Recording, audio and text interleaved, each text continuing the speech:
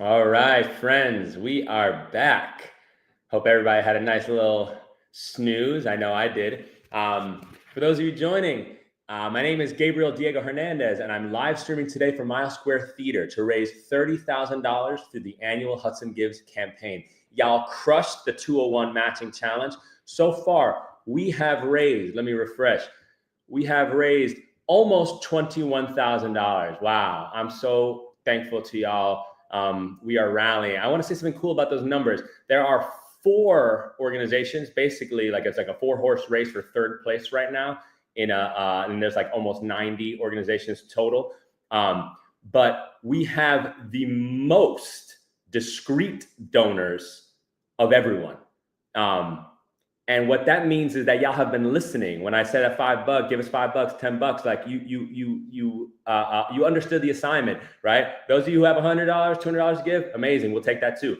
But just your money of any kind, it matters. It contributes. We're grateful for it. We appreciate y'all. Just in case any of you have preferences for different types of payment and are fiddling with their phones and feeling stressed, we will take your money any way you want to give it to us. Checks, we will take your checks. Zelle, Cash App, we'll figure it out. Venmo, American legal tender of any kind, we will make it work. So you let us know. Leave a little comment or something if you're having trouble with any of it. One of us will walk you through it. All right, so we've already chatted with 17 amazing people today, and we have another dozen coming. We have an awesome lineup going all the way through 7:30 p.m. tonight. Is there too much of a good thing? Maybe. So many great things, so many great conversations in one day. I'm a little out of practice in this. And since the pandemic, a lot of us are out of practice on a lot of fronts. We see that in our audiences too. It takes us longer to recover from interactions, and some of us agree to different, if not fewer, things than we did before the world was put on pause in 2020. Sometimes at Mile Square Theater, we like to joke, hey, come see this show. It's worth putting pants on for. We know how challenging the last 5 years have been for so many reasons. And the challenges endure and they change shape. But we also know that we human better. That's right, human as a verb. We human better when we're together. And that magic happens in the aisles without our devices, when we have shared experiences like watching a play or watching kids in a dance performance or some kind of cultural celebration. So we can't wait to see you at our next show. In any pants you want. You choose. Do we have Chris or not yet? If not, I'll just bring Don in. No problem. All right. So you can start with your story. Chris is joining shortly. Okay. Perfect. Our next guest is the playwright for a show you're going to hear about very soon. I'd like to introduce Don X. Wynn and welcome back Chris Cragen Day when she's ready to join us. Don, can you hear me? I can hear you. Yes. Can you say your name correctly? Perfect. Oh, let's go. Before we get into things, I want to tell you, you might not remember me, Don. It's been a while. I read stage directions for the Supreme Leader at the Ali All New Festival in January 2019. You're right. I love your play. Familiar. I love your play. I was delighted when I saw that Chris had connected with you and brought you in. I cannot wait to see it on our stage. So I wanted to, just tell you that before I turn it over to y'all to chat. Oh, that's fantastic. Well, you were wonderful at the stage directions, by the way. Hey, appreciate it. It's a great play. It's really fun. It's really sharp. It's surprising. When shows are surprising, there's an extra bit of juice, that we get out of that. Yeah. It's really cool. I'll let y'all get after it. Chris, welcome back. I was just hearing you tell Don that you got to do a reading of the Supreme Leaders. So. Yeah, this was in Houston in January 19. I was there doing Hillary Bettis's workshop of Hillary Bettis's play, 72 Miles to Go. And then they threw me in to read some stage directions for Don's show. And I was like, oh, this show is crazy. So Yay! yeah, welcome Don, welcome back, Chris, Craig, and Day, our new artistic director in residence. I'll let y'all chat for a while. I'll just be here kind of Yeah. lurking. Yeah, so this is our Mm. big announcement, public announcement, the first time we've talked about it in public, which is that our season opener for this year is going to be Don Nguyen's hilarious comedy, The Supreme Leader, which had its world premiere at the Dallas Theater Center just a couple years ago. And yeah, so we're really excited to be bringing it to the East Coast. Yeah, And me too. yeah, and it'll be Don's first time having a show at Mouse Square Theater. But Don has been living in the New York City area for 20 years. I think almost, yeah. I think maybe 18 or 19. It's kind of a blur after like year 15, I think. Yes, except that now Don travels the world in a van. As you can see. Isn't that awesome? He lives in a van. Yeah. I'm currently in a parking lot at Target right now. Isn't that awesome? Yeah. That's dope. So very, very cool.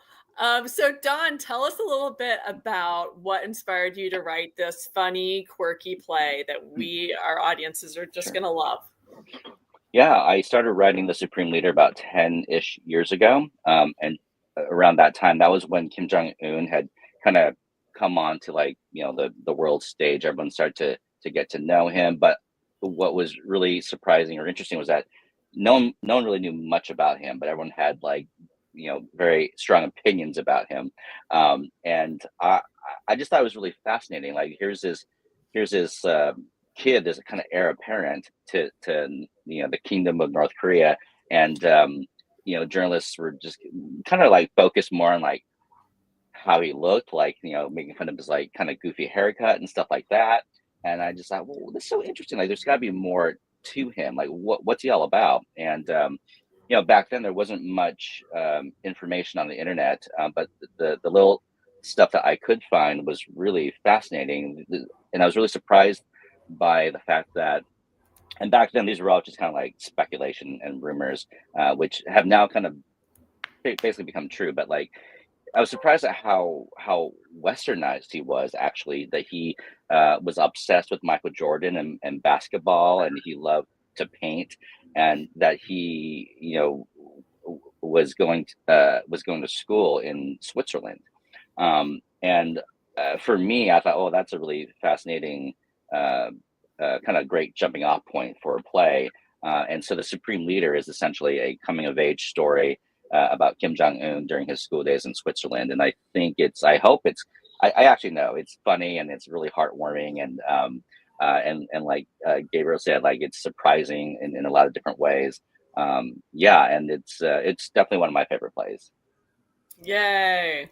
Yeah, so we are pulling our creative team together, which has been a lot of fun. We can't announce our director yet because we're still getting that all lined up, but it's going to be an awesome, fun way to open our season. I said that like since you've written it, he kind of resonates in our minds in a different way, right? Because he's now had a decade to do his thing. Yeah. And so it's interesting because I think one of the things that's fun about this play is looking at like everybody starts in one place and ends somewhere else, right? And it's kind of fun to think about someone like him at the beginning, right? And what they were before they became who they are now. And I know it's a comedy, and so it's a lot of fun speculation that is, from very far away from the real life of the person that we're interested in. But it's always fun to look at people who are on the world stage and wonder, like, what's behind all of that? Like, what do they really think? How do they really feel? So Exactly. Yeah. And I think also I just wanted to kind of point out that like The Supreme Leader is not, any kind of attempt to like glorify like a dictator, right? It's a very fictitious story kind of like a what if, like as Chris said, like we all start from somewhere. And I don't think anyone's really born, evil or crazy or whatnot. We all kind of have like a blank slate when we're born, hopefully. And this fictitious story of this kid who really just is trying to navigate his way in a very different culture. He's a kind of a fish out of water kind of story. He's dealing with a lot of like universal themes that we've all kind of dealt with, like falling in love with someone, the kind of teenage angst that we're all kind of, riddled with. And, like everything back then, it was like so serious, right? Like, oh, like I have a pimple on my face. It's like the end of the world. That was like that kind of mentality for, I think, a lot of us. And so Supreme Leader, kind of encapsulates all of that into, I think, a fantasy story that also kind of hopefully at times rings true for the audience. Yeah. And I think it makes you think about, because it makes you think for the first time, oh yeah, he could have had a completely different life, like Right. He could have been just because all of us, we make choices about the roads that we're going to go down, and we become the person we become. But it wasn't necessarily like we could have made other choices, and become different people. And so it's kind of a funny way of thinking about dictatorship in that way, and like what makes people embrace that kind of authoritarian rule. And for him, like you're saying in your play, he's so young, and it's all about like pleasing my dad, and just normal things that every kid wants to do. And it leads him down this path. Yeah, absolutely. And I'm glad you touched upon like the whole pleasing, our fathers kind of story. It's a huge theme, and I think in a lot of different stories. And also like what's also kind of heartbreaking about the play is like it's this kid who just happens to be, he's going to inherit like a whole country, and we know as an audience that this is his future. It's already happened. And so while we're watching the play, what I love about how the story unfolds is that even though the audience knows that Kim Jong-un ends up being who he is, they are actually the entire time during the show, which is, I think, fascinating to me. So yeah, like the whole time we're like, don't do it, you could have a normal life. Yeah.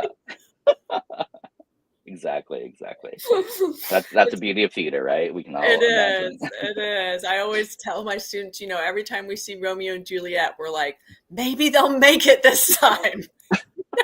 Well, right, exactly. This one time, this one production, it's going to happen.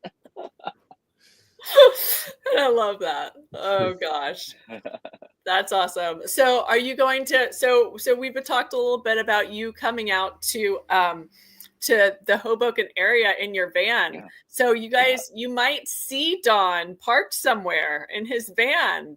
We're gonna have to warn you, Don. Parking in Hoboken is crazy. They will it's notoriously bad. They will boot you. Like you gotta like learn to look at them street signs. Like, like that's a big money maker for Hoboken. Yeah. I kind of promised Don he could live in my driveway. I've already threatened Chris with that. So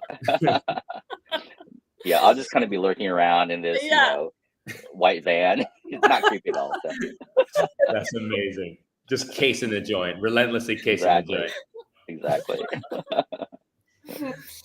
Oh, well, how delightful it was to find out that we had this unknown history in our community with this play. Yes, hell yeah. Yeah, I know. It's great. It's like full circle. Yeah. We're super thrilled. Well, thank you so much for joining us, for giving your time. We can't wait to see the show in the fall or whenever it's going down. I don't know what month yet, but before the year ends. That's right. Yes. For sure. Hell yeah. Thanks It's again. Great to be here. Thank you so much, everyone. Yeah. Great to see you, Don. Give all your money. Yeah, hell yeah. Appreciate you. And Chris, see you in a bit. All right. See you in a bit. Bye. All right. All right.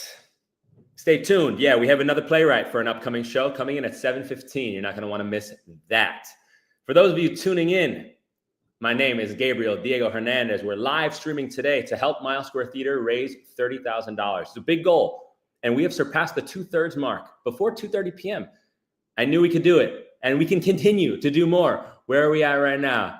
Let's see. We're sitting at, we're almost at 21K. I love it. Oh, there she go. My homegirl, Edith and Riley. I need to talk to you about your name. Yes, sure. It's an all-time mixed person name. Like, you know it's what I mean? A very mixed person name. It's an all-timer. Like, you know what I mean? Like, it's like top 5 in my phone book, maybe even top 3. And wow. Iraisa and Riley. Tell us about your name. Where are you from? Where are you from, girl? Where am I from? I am from Jersey. From Jersey, that's right. Yeah. From Jersey. Proudly from New Jersey. Hell yeah. South Jersey, so I hope that doesn't no, Jersey's Jersey, baby. You're from Jersey. Yeah, I'm from South Jersey. My name is clearly not. Although what is a name from New Jersey? That's right. It's a name that is very mixed, actually. That's right. Your name is Jersey as hell. Yeah. My first name, so I'm Cuban and Irish. Riley obviously is an Irish last name.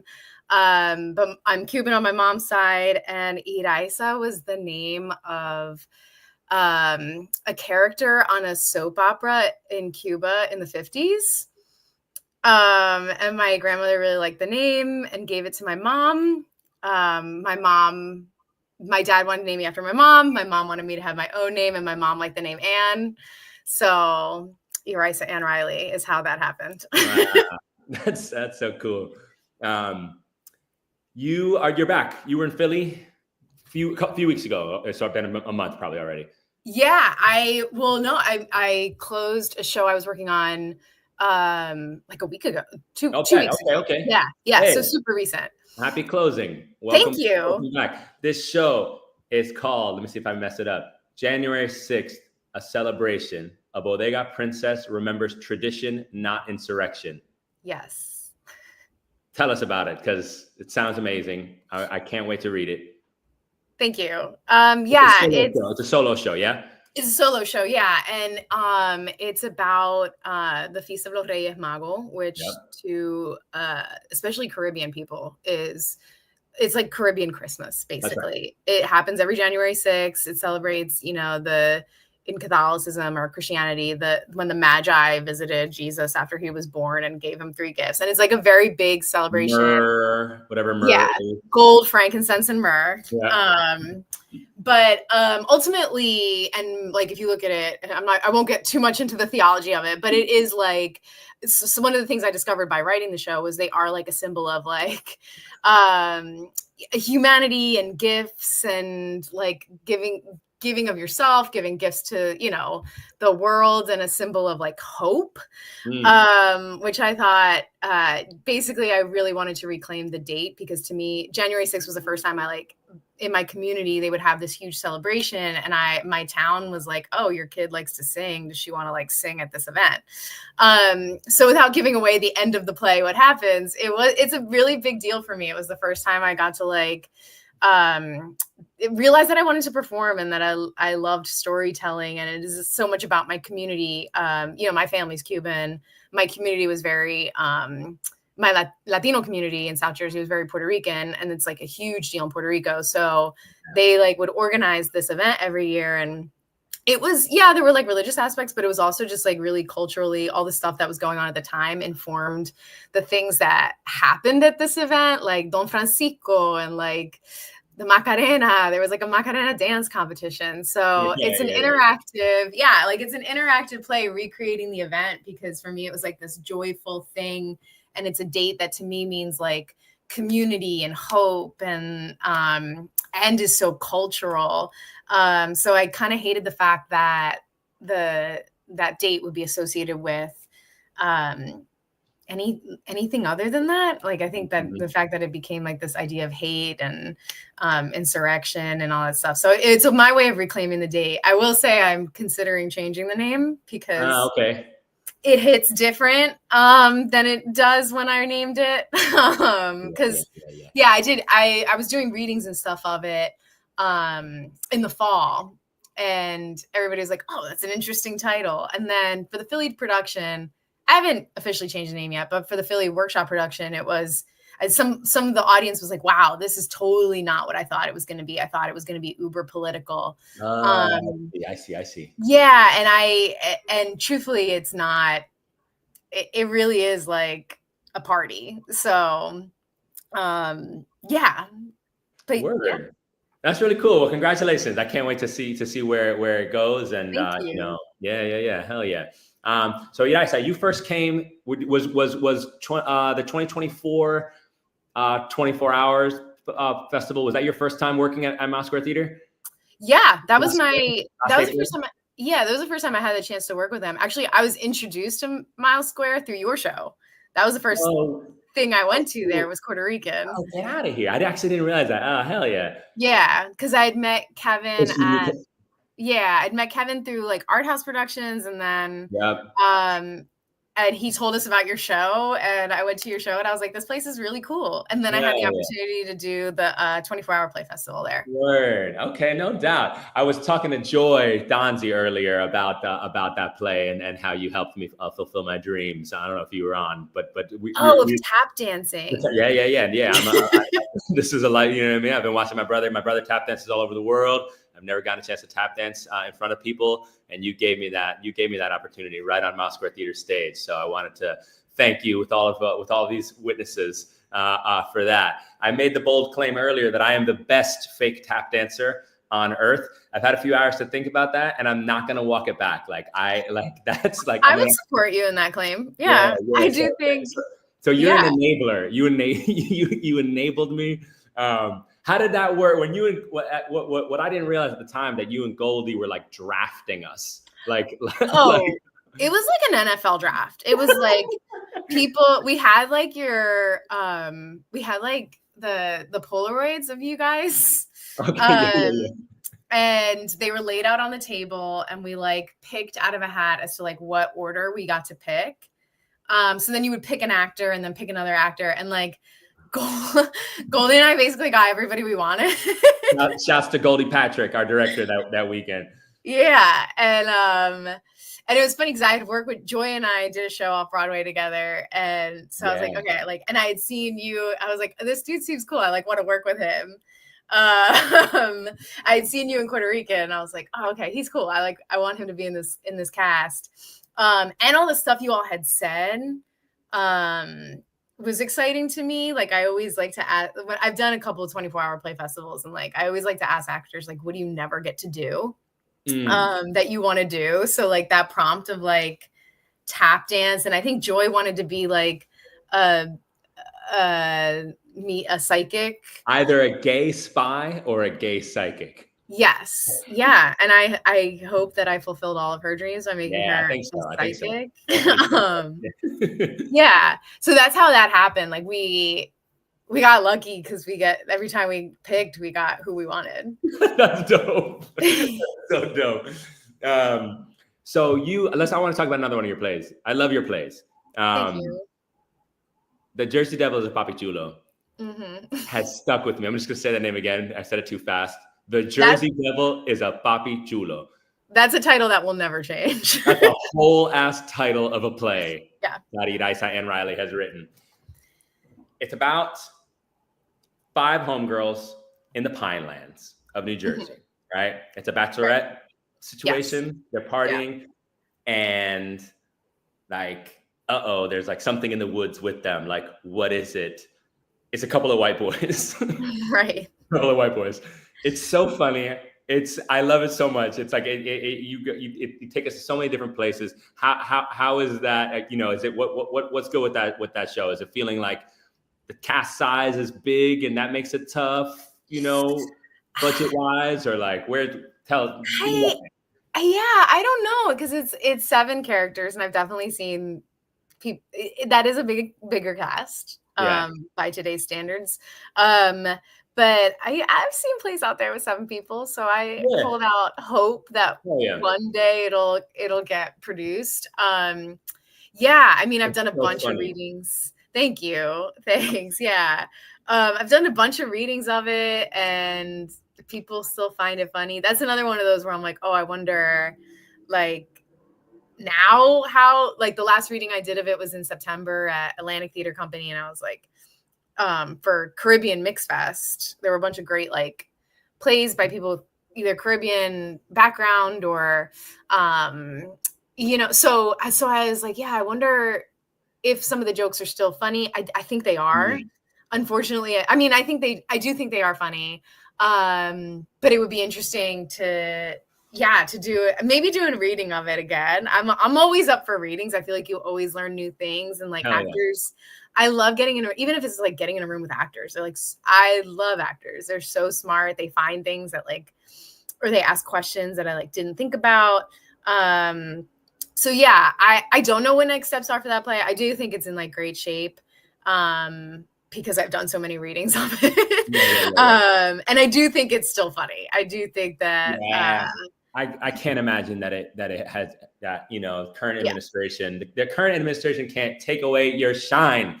Thank you. We won't let it. The jokes will still work. But I understand the like wondering if certain things hit differently or. Yeah, for me it would be a matter of like, oh, that line, that one line might, or that one joke, Sure. became too real. But I think that the story of it and the structure of it is still hits. And I think, you know, my philosophy has been, you tend to write things to make yourself laugh to keep from crying. And I think we write comedies about serious situations, especially as like people of color, anybody who's underrepresented, because it's like, you got to look at the ridiculousness of these situations and be able to laugh at them. Yeah. Big time. What about Exile and Elysian Field? Now I'm just like, I need to know about all your shows. Right? Like, give me like, that's what we're here to do. I want to talk about all your work. Yeah. I haven't, you know, what's funny is since we did the reading at Art House, I haven't done any rewrites on it, but that was such a great experience. I have like set some time aside this summer where I'm like, I actually like have like a week where I'm like, this is the week that I'm going to work on that play. Because that was one of those where I like read, so for context, for anybody who's watching, it's a play about a Cuban baseball team who got moved to Jersey City during the Cuban Revolution in the early 1960s. Overnight, they were moved to Jersey City. And then it's like goes back and forth between that storyline and the story of the first baseball game ever recorded, which was in Hoboken. That's the claim at the end. That's the claim. I know. I mean, after I did all the research, I was like, baseball evolved, but yes, June, I think it was like June 19th, 1846 or something. That's the first baseball game recorded. And it was in Hoboken at Elysian Fields. So it vacillates between those two stories, and there's like these two separate storylines. So it was like a gargantuan, like, it's a bear. Like research project and I got grant from the Hudson County Historical Society to do it. But it was like a quick process, and we had the 1 day rehearsal and reading, which Gabe, you were a part of, and offered so much. I love that someone's like, yes, it is the truth. Thank you. It's like, damn it, baseball and Frank Sinatra. Yeah, exactly. But yeah, like your feedback was so helpful, and like I'm excited to like dive back into it. Oh hell yeah, it was an honor. It was an honor to be in that room contributing in any way. You know, it's a great piece. I can't wait to see where it goes. Yeah, I'm excited to go back to it and figure out all the stuff. And I took plenty of notes, and I still have your notes and emails from it. Let's go. But so you'll be around this summer? Yeah, I'll be around. New York area. Yeah, for sure. As far as I know, I'm doing like some teaching artist work, and hopefully it's been a busy couple months. So hopefully finding some like downtime. Yeah, you deserve it. Yeah, you've been grinding. Thank you. Well, listen, Iraisa, our time is up. I can't believe it. I'm furious, and I'm gonna write a strongly worded letter We're on to the next. Thank you so much for joining us. Thank you. You're the best, yo. Great chopping it up with you. And you know, keep us posted. You're part of the MST family. Yeah, appreciate you sharing your time with us. Yeah, thank you. And so, yeah, whoever's watching this, support Mile Square. They're awesome. Let's get it. All right, see ya. All right, bye. All right. We are onward and upward. Again, my name is Gabriel Diego Hernandez. We're raising money today for Mile Square Theater. So one of the capacities that I work in Mile Square Theater, I've been an actor on Mile Square Theater stage. My work as a playwright has been produced there, but I am also the education director. Coming up on a year, I started last summer. Oh, Michelle! And right now I'm bringing in one of our teaching artists, Michelle Dana, Hoboken resident, Jersey born and raised. Michelle, how you doing? Hi, how are you? I'm good. Where you coming to us from your crib? I sure am, smack in the middle of Hoboken. Let's get it. So you had, tell me, I want to go back to your first like suggestion of like when you like hollering at Kevin, whenever that was, where you're just like, yo, like there's this theater in my town, like I need to get up in there. What the hell's going on? I'm a theater maker. I'm a theater professor. I'm an actor. You know what I mean? Like I'm a director, like, you know, and you just hollered at Kevin R. Free. What did you say to him? I am not going to spill all of my secrets because I okay, yeah. Anybody who will listen. So like stay alert and stay tuned because there is so much exciting stuff coming. And that's not just like a plug. That is genuine. I'm not telling you all here. You have to stay tuned. Yes.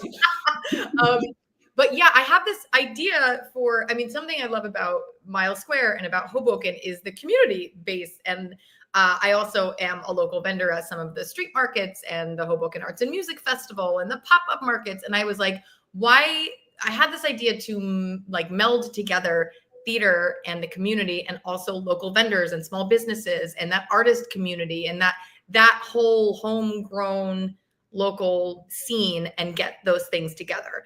And so I called Kevin, or I emailed him out of the blue, and I was just like, hi, you don't know me, but I have an idea and I think that it would be a great thing for Mile Square to get involved in. And he was like, I think we should meet for coffee because I'm not sure if this is a great idea or if you're nuts. Not mutually exclusive. Yeah, both. But yeah, so we've been sort of milling that around and trying to get that going, but that is the piece of it. Okay, yeah. Bet. We won't make you spill the beans. Kevin then put you on my radar, right? Mm-hmm. He was just like, yo, go holler at this person, like find some time, like she's, you know, cooking things. And I was like, yeah. A lot of hollering happening. We're all hollering. So many hollers. We're just opening the window and So we got up in the fall, I guess it would have been, and then a couple months later, you're teaching classes with us, right? You're onto your second class of adults. You did a scene study class with us in like January, February, and now you're doing an acting foundations class. Your students, our adult students, they love Michelle so much. I cannot tell y'all. She is beloved. We are so lucky to have you in our space teaching theater to a whole range. That's what's really cool to me about the adults that we teach is like, we've got folks who are like still at the beginning of their careers and like, yo, I'm trying to do this thing, damn it. Like I want to get better and sharpen my skills and like be auditioning for stuff. And we've got like people who are like hobbyists and they do it for joy and they flit in and out of different things. And they're like, oh, an improv class or, oh yeah, scene study sounds right. And then we've got people who haven't touched the stage in like 30 years and like felt all sorts of like nostalgia for it. And they're like, oh my goodness, what if I took an acting class? I haven't been in a play since 10th grade. Like I haven't done, but this was something that made me feel joyful. Like, how do you manage a room with that level of like diversity, like craft wise? Yeah. You're saying. Yeah, somebody said, it might have been Elizabeth actually that said this, but she said with things like scene study and things like foundations, you never level out, you only level up. So I have Yeah, I know, right? It's like everybody write that saying down because I think it's applicable to 100 million different things. But I have this saying too in class where it's like, meet yourself where you are. And so one, when you come into class, you have to meet yourself where you are. Where are you in your day? Where are you in the month? Like, how are you feeling in this hour? Meet yourself where you are. So for me as a teacher, I also have to meet all of my students where they are. And that means a lot of different things. That means, where are they in their study? Where are they in their career? Where are they in their hobby? Where are they in their life? What do they want to get out of class? I always start class like, what are you here for? Why did you say sign up for class? Yeah. And I like starting with that lens because then it allows me to push them where they were trying to go, or to help facilitate that part of the journey. Because if somebody's like, I miss acting and I want to make this my career, but I need to dust off the old machine. Then I'm like, cool, let's get you prepped and ready to go for that kind of work. If somebody's like, I get nervous in front of people, I'm like, great, let's get you prepped for that kind of work. So meeting people where they are, but allowing them to tell me what they want to get out of class is really important. And then letting them sort of run free and inspire each other. I find actually that is what makes people more motivated to grow and try, is when they get together, rather than me just saying, well, let's try something else, or let's do it more, or make it this, or make it that, is them playing together. So those are the two approaches that I typically take. Yeah. That's beautiful. Do you do, and how does that differ, or is that similar when you have your college students as well? How, in what way is that a different animal? Just in age. Yeah. Yeah, I teach college, and then I also I tutor on Broadway sets and professional film and television sets, and it is the same thing. So, I'll have a student who comes in the morning and they're 16 years old and they're sleepy, and then they have to meet with me for tutoring, and then they go to a professional film set or professional Broadway rehearsal, and I have to meet them where they are. I'm like, where are you as a human being, as a 16-year-old coming into my class at 7:00 in the morning, backstage in your dressing room, to, or where are you when you need to go and be a professional with these high level actors and theater professionals. So it's the same thing. And it's also like, what are you here for? Are you here for community? Are you here for artistic growth? Are you here because you want to express? Are you here because you're like, I've got this bubbling artistic thing in here and I don't know what to do with it. Help me get it out. I don't know. And it's that. It's why are you here? And what do you want out of this? And how can I help you get that? That's awesome. I think that's like, I used to run a sales team and it was the same thing. I'm like, what do you want? Why are you here? Yeah. It seems so simple, but I feel like not everyone shows up with like that level of, I don't know, like naming the impulse, or like the sort of the direction. Yeah. The fun part for me is that I have to like go in my toolbox and be like, like, what do I need to do? Well, in 2 hours in 8 weeks, I'm like, all right, we got lots to do for lots. Yeah. Word. I want to ask you about Lady Macbeth. Are you in the theater right now? No, I'm not. I'm not, baby. I'm not. I'm at home. We don't have to say no Scottish play, no nothing. We can say it. Macbeth. In Drunk Shakespeare, it was Drunk Shakespeare, right? You played Lady Macbeth for like a couple of years. Mm-hmm. What was that like? How do you giddy up for something like that? Something that intense over and over again, adding in the particular like gimmick of that sort of world. Like, what was that experience like for you? A lot of water and a lot of bagels. There were some nights where you would do 2 back-to-back drunk shows, and that's a lot of tequila. So for those of you who don't know what Drunk Shakespeare is, it's an off-Broadway show. It's been running for over a decade. I was in it for about 3-ish years, about 620 shows or something insane. Like that. Yeah. It's wild. And at the top of the show, there's 5 actors. And at the top of the show, one of those actors takes 4 shots of whatever the liquor of their choice is, minus tequila, with an audience member to verify that it is real alcohol. And then we proceed to put on a show. And it's up to the rest of the actors to kind of keep the train on the tracks. And so for that time, I played Lady Macbeth, and I covered a couple other tracks, but she was my primary. So a lot of water and a lot of bread. Yeah. Were you ever nervous about lines? Oh God, not on the drunk shows, because when you're drunk, every night you're making stuff up and you're going off. And again, it's like up to the rest of the cast to be like, that's great. Let's come back to the text. It was wild though, because she's a beast. And the coolest thing about Drunk Shakespeare was getting to really do the deep Shakespearean text and really getting into the character development and doing all of that work to play her. But then being able to also have a little bit of fun with her in the dynamic that she has with Macbeth. And I mean, like, they're known as like one of the most ambitious, sexiest couples in the literary canon. And to be able to play them with people that you love, because the ensemble that we have there is incredible. I mean, the actors I got to work with there are just some of the best I've worked with ever. And then to get to like riff with them and play with them and get to develop those relationships and add a little tequila while also just rooting it in Shakespeare. I'm such a Shakespeare nerd. I don't know if you can tell this is a Shakespeare picture back here. Was a really fun dynamic. Oh, this whole shelf over here is like all Shakespeare stuff. I don't know if you can. Cool. Yeah. Really cool. It was a really cool dynamic to do that. That's amazing. Speaking of Shakespeare, so I was just when I was talking to Chris Craig and Day earlier, we were talking about like dramatic irony a little bit in Don X Wynn's play, The Supreme Leader. And she mentioned Romeo and Juliet, about the thing when we watch it and we know and we still are like, oh, but maybe this time, maybe for us tonight, they'll do it. Yeah, right. Like you just directed Romeo and Juliet with your college students. Yeah. How was that? I remember it stuck with me the way you were describing the sort of the invitations you were giving them to like take care of each other backstage, like in between moments with material like that intense, the way we sort of carry that in our bodies and need to sort of release it. Like how was that experience for you? How did that show end up? I get emotional talking about it. I actually have goosebumps because you were talking about it. That show took a life of its own in the best way.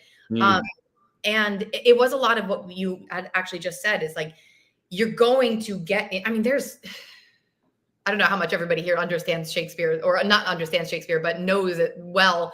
But there are some really emotionally deep moments. And so it's a matter of like, going into it with the actors of like, why did this happen? Or what is it that you're covering? Or what is it that you don't want to let out? And why? And then what happens when you don't know how to handle those emotions? And where does this manifest in your life? Like, have you ever felt like that? Have you ever not known how to handle an expression or handle an emotion? Or have you ever been up against somebody who is just saying things, even though they mean something else? And then where does that sit? How do you feel? How does that feel in your body? And then being able to recreate those things in a space where it's like, but like Gabe, if you and I are in a scene and I'm looking in your eyes, you and I are present in that moment. Yeah. But I know when I look in your eyes, you have my back. So off stage, it would be right after those really hard, heavy moments that they would go backstage, just put their arm around each other or give each other a high five or like make sure to hold hands or just hold space for each other to be in those moments. And so knowing that off stage, they had each other's back, when they were on stage, they were like, let's go. Like, let's spar, because I'm going to push you and you're going to push me, but I have your back. And so being able to create those spaces and have those conversations together so that they were all building those moments together and allowing space for them to really react to a real moment, gave them permission to go and just run with it. So I hope that makes sense to everybody listening, but it was, and then awesome. They would come with ideas after that. And they'd be like, hey, we were talking about this, because they knew they were building something together. And the more they worked together and had each other's back, the more they were able to like weave that safety net to be able to explore the depths of a show that is such a massive tragedy, because it's so much more than a love story. Romeo and Juliet is not a romance. It is a tragedy. And it's because there's all these things that never got to get explored, or these missed opportunities, or what happens when you have misplaced anger or misplaced aggression, or you can't put your grief somewhere and so you take it out somewhere else, and then it's like, oh God, this went so far in a direction it wasn't supposed to. Like, I believe much of the play is not intentional, it's accidental. And then it's like, now what? Yeah. Down, and then you triple down, and then you go all in, and you're like, oh God. I just want to be a girl, you know what I mean? So oh man. Yeah. Wow. Yeah. Thanks so much for digging in and sharing your process. I could talk about that forever, but I'm like, that's awesome. That's awesome. Oh my God, it's 5:14. You're leaving in an hour and a half. You're coming to our theater to teach. You teach tonight, right? Yes, I do. Yes. Well, have a great class this evening. thank you so much for sharing your time with us today, and for just, for being on the team in general. We're very lucky to have you in the mix. Yeah, have a great class tonight. Tell everybody that we said what's up. I will. Guys, donate all of your money to Miles Square Theater. Not all of it. Keep some for yourself, and then support other local businesses. Order from a local business tonight for dinner. But all of the other money that you have, give to Miles Square. That's right. The money that you were gonna waste. Exactly. Yeah. I mean, I can't say enough about it. It means the world to me to have professional, high-level theater here in Hoboken. And just to be able to create that community of people. It's been surprising and lovely, and so fulfilling to get to be part of it and help facilitate getting people to get to what they want. Let's get it. Let's get it. All right, friends. Yeah. Have a good night. Bye, everybody. Next up, I'm gonna just jump right. Oh, there you go. Hey, what up? What up, man? I would like to invite my homie Tarek Rashawn Davis. Tarek, how you doing, bro? I'm good, fam. How you doing, homie? I'm doing great. Yeah, we're having a good day. We're making some money. We're having some great conversations. Nice. Let me tell the community who you are to us, and then a little bit about who you are in the world. But I'll let you continue that Sure. part of it. So Tarek is a longtime friend and colleague of Kevin R. Freeze and mine as well. He joined the mix in the fall. He jumped in to teach an improv class at Hoboken High School. We did a 2-week intensive. There was a Hudson County grant that we got that covered it. And Tarek jumped in with a couple of different high school improv classes. They had an amazing time. It was a smashing success. And he's back this spring doing a class at our facility this time, teaching another improv class, but with adults. This is a living legend we got right here, yo. We got we're gonna do it. Actor, writer, improv, filmmaker, improv maven. I asked one of our guests earlier how they felt about the term multi-hyphenate. How do you feel? I mean, until we find a better term, until we stumble on a better term, multi-hyphenate seems to fit. Yeah. We're all hustling and wearing a bunch of hats these days. Yeah, that's right. Anyway, we're so thrilled to have you in the mix. Working with our students, whether they're young or fully grown. How has it been teaching the same discipline to two very different types of groups? Talking about Hoboken High children, ages 14, 15. And then just random adult class, whoever pops in, just corporate folks who want to work on their public speaking or whatever, whoever winds up in an improv class, as an adult. What are those two modes like for you? Oh, it's a great question. It's fascinating because ultimately it all, from my perspective, it all kind of evens out. There are initial, they're high school kids. We were teaching the first 2 classes of the day, so it was very early, and they're in class, so in school, and so there's all that they're bringing with them, right? But when you get past that, or when you get past the for the adult class that I teach at Miles Square Theater, past the I'm running late from work, I just got off my shift. When you get past those real life issues, what improv is asking participants to do is to play pretend. So you end up seeing, once you get people past that initial bump of fear or judgment or whatever, them tap into their childhood imaginations again and become kids again. So and even for high school kids, who are all I'm trying to be cool, and the difference is you see them discover, I try to help people mind their own creativity. I'm not teaching them anything really new. I'm just kind of teaching them some exercises that help them get out of their own way. And for kids, or for high school students or anyone younger, it's I didn't know I could do that. And for adults, it's, I forgot I could do that. So that's kind of those are the two things that I see, but then it then evens out and you're just seeing people at play, which is that's amazing. That is a beautiful thing. Yeah. An improv question for you, and it's a gauche one, but I'm going to do it. And I wouldn't do it in real life. I'm going to do it here. Please. You're an alumnus of the Broadway show Freestyle Love Supreme. That's cool. That's exciting right? That's an exciting fun fact. Yeah. It's awesome that you got to do that. What was it like? What was it like taking improv classes, doing improv in random clubs all over the country and world, and then just like getting to rap with Lin freaking Manuel Miranda like on a Broadway stage? What the hell was that like? Lin Manuel Miranda and Wayne Brady, right? Yeah.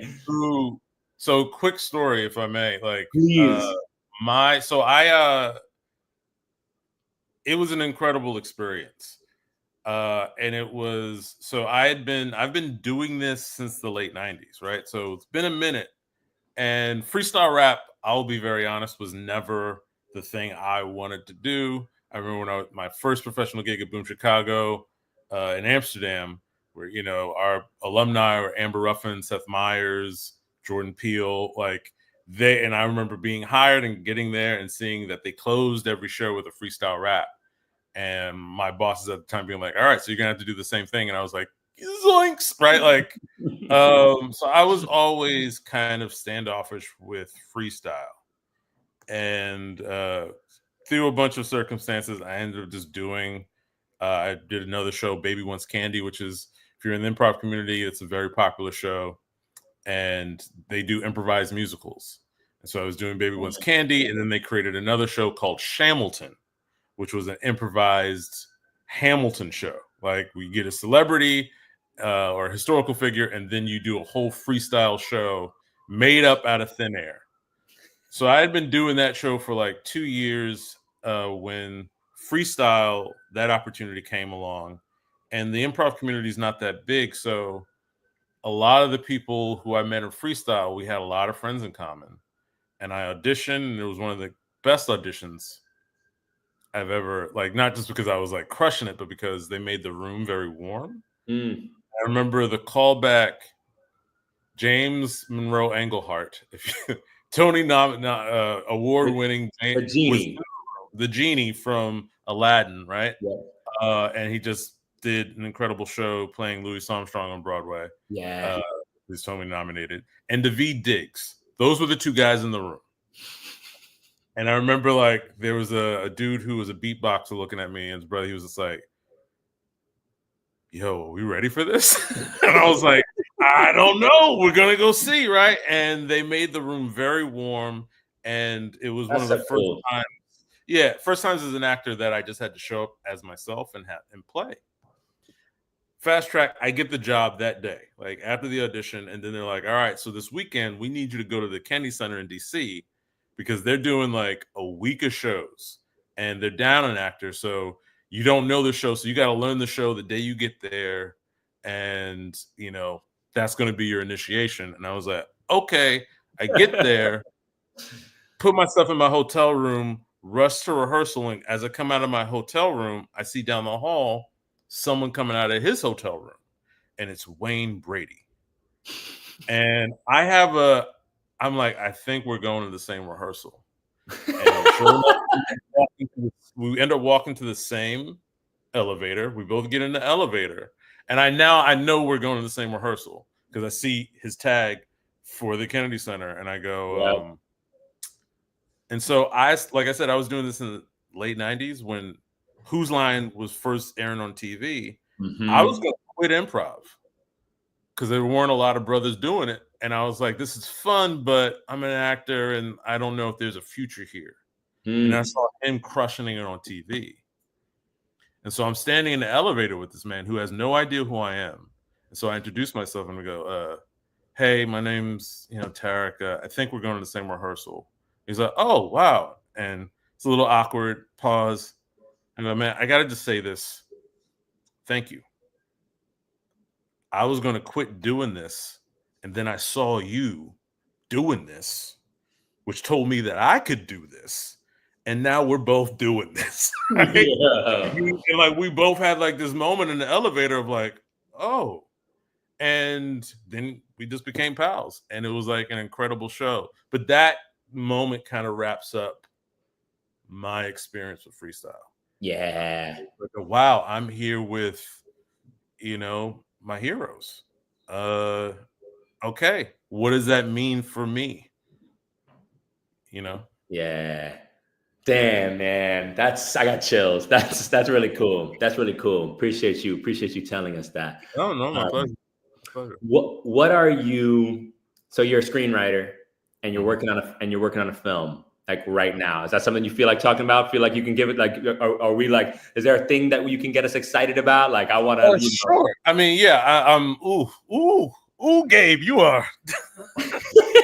I want it all, sir. There's just so little time. Yeah, I'll give you. So yeah, I'm really excited. I'm literally on the rewrite right now. Let's go.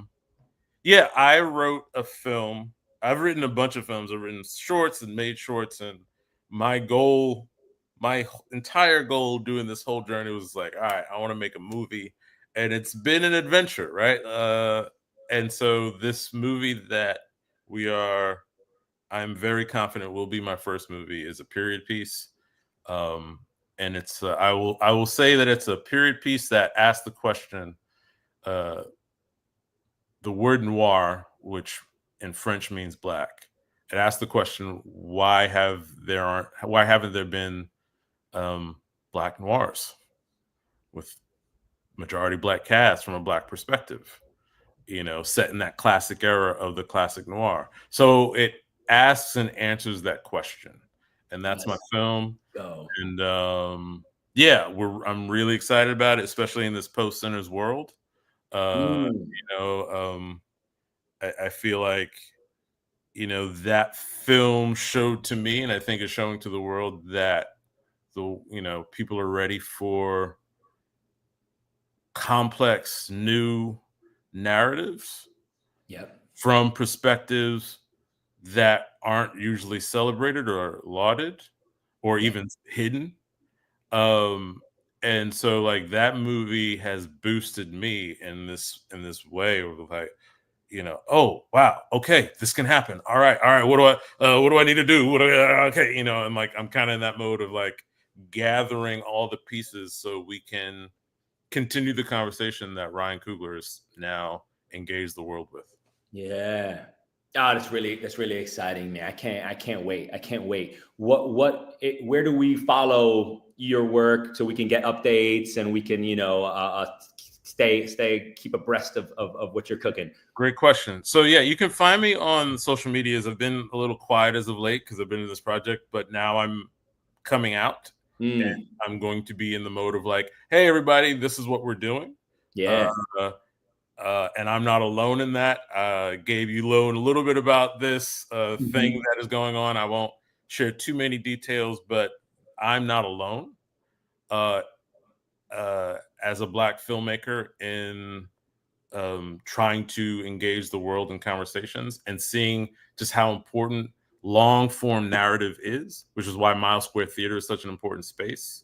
Working on plays, getting people into communal spaces to feel safe, to feel free, right? To go back to Sinners, like they created a space to feel free. Theater is that kind of space. Film is that kind of space. Yeah. Where you engage with art, you engage with storytelling. It's what we were doing when we were just sitting around fires. And so I'm not alone. There's a community of us. We will make an announcement about who we are very shortly. Hell yeah. About the conversations that we want to engage in community with all of you. And we hope you join us. Bro, we're ready. Yeah. We're ready for it. Before I let you go, is the Blackula poster nearby? Show that camera. Let's go. Damn right. Damn right. You know my math. Without Blackula, there's no Blade. Without Blade, there's no MCU. Without MCU, there's no Sinners, right? Damn so right. that was a very important people, know your film history. Yeah, baby. William Marshall, who starred as Blackia, big theater dude. He was the prodigy of one Paul Robeson. Like, he came out. Whoa, I didn't know that. Paul Robeson was the dude that was like, this is the next guy. And he had a very interesting career as Blackula, and then later as the king of cartoons in the Pee Wee Herman show. But in between all that, he did a bunch of theater. He did a one-man show as Frederick Douglass. And like, there's a whole bunch of history of actors like that who, and theater makers and playwrights who, their stories need to be told. And hopefully my film, The Noir, gets to tell some of those stories. Hell yeah. I can't wait, dog. Hey, thank you so much for joining us today. Thank you for being part of the MST fam. Our students love you. They're really lucky to have you, and as are we. And can't wait for everything that's next, bro.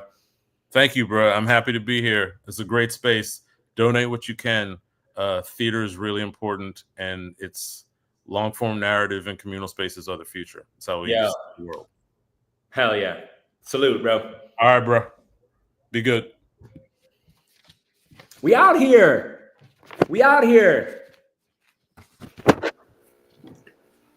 Elizabeth, how you doing?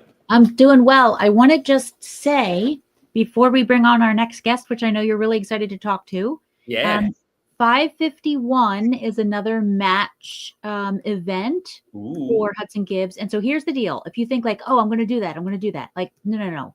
You need to go online and enter all your stuff so that at 551, you just press submit. I thought I could, I'll be fast. No. It was 203 and I missed the 201. I did bring in $3,800 at 201. So like a bunch of people did figure it out. I was not one of them. So don't be like me. Don't do it my way. Get ready for the 551. Yeah, plan ahead. Get it all entered in so that you can just press submit. But I need to tell you that while Hudson Gibbs has all kinds of things like this match and awards and rewards for the nonprofits, we are going to be running a raffle for our donors, any donor on this day. And the top prize is 2 tickets to a Fallon show. So, yes, our line producer works at the Fallon show and was able to snag 2 tickets. She can only get 2 tickets a year. She gave them to us. And yes, Jen Price Vick. So we are going to be raffling those off. We also have raffles to local restaurants or gift certificates to local restaurants and some merch. And so by all means, whether it's $5 or $500, or please don't let me stop you to give $5,000. Feel free. I'm shameless. Everybody in a bucket and run a raffle after this day. So by all means, if you're thinking like, oh, I meant to, it's time, I should. No. Now's the time. It's an improv thing that I learned with Tarek in this class that he's teaching. Like, now's the time. Today's the day. Yes. I'm going to turn it back to you. All right. Our next guest is a new friend of mine and a new friend of Mile Square Theaters, Rebecca Vega Romero. Hola. Welcome. ¿Todo bien? How you doing? I'm great. How are you? It's so good to see you. It's so good to see you. Before we talk about theater, I want to know how your trip was. You just had an epic trip. Where did you go? What did you do? Give us like a little taste.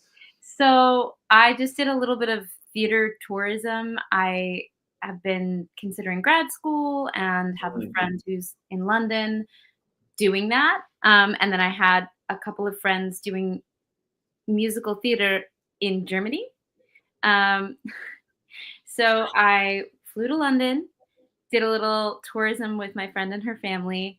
Then I went to Barcelona for my birthday weekend. And I also got to check out this little theater there that was like a little black box space with some educational components. Very, very cute. And then I flew to Hamburg, where I saw Und Julia, which is and Juliet, but in German, and MJ das Musical. Let's go. I had a friend in each of those shows, and they were first of all, ich spreche kein Deutsch. I don't speak German, but I was able to follow the shows, and I was so impressed by the quality of the productions themselves and the theaters there and the audiences. Germany loves musicals. Oh, cool. I didn't know that. And then I took a short day trip to Berlin, and then I went back to London and spent a week there looking at different grad programs and seeing as much theater as I could. I saw several musicals. I saw a new play and some Shakespeare, and I went and saw. You did it up.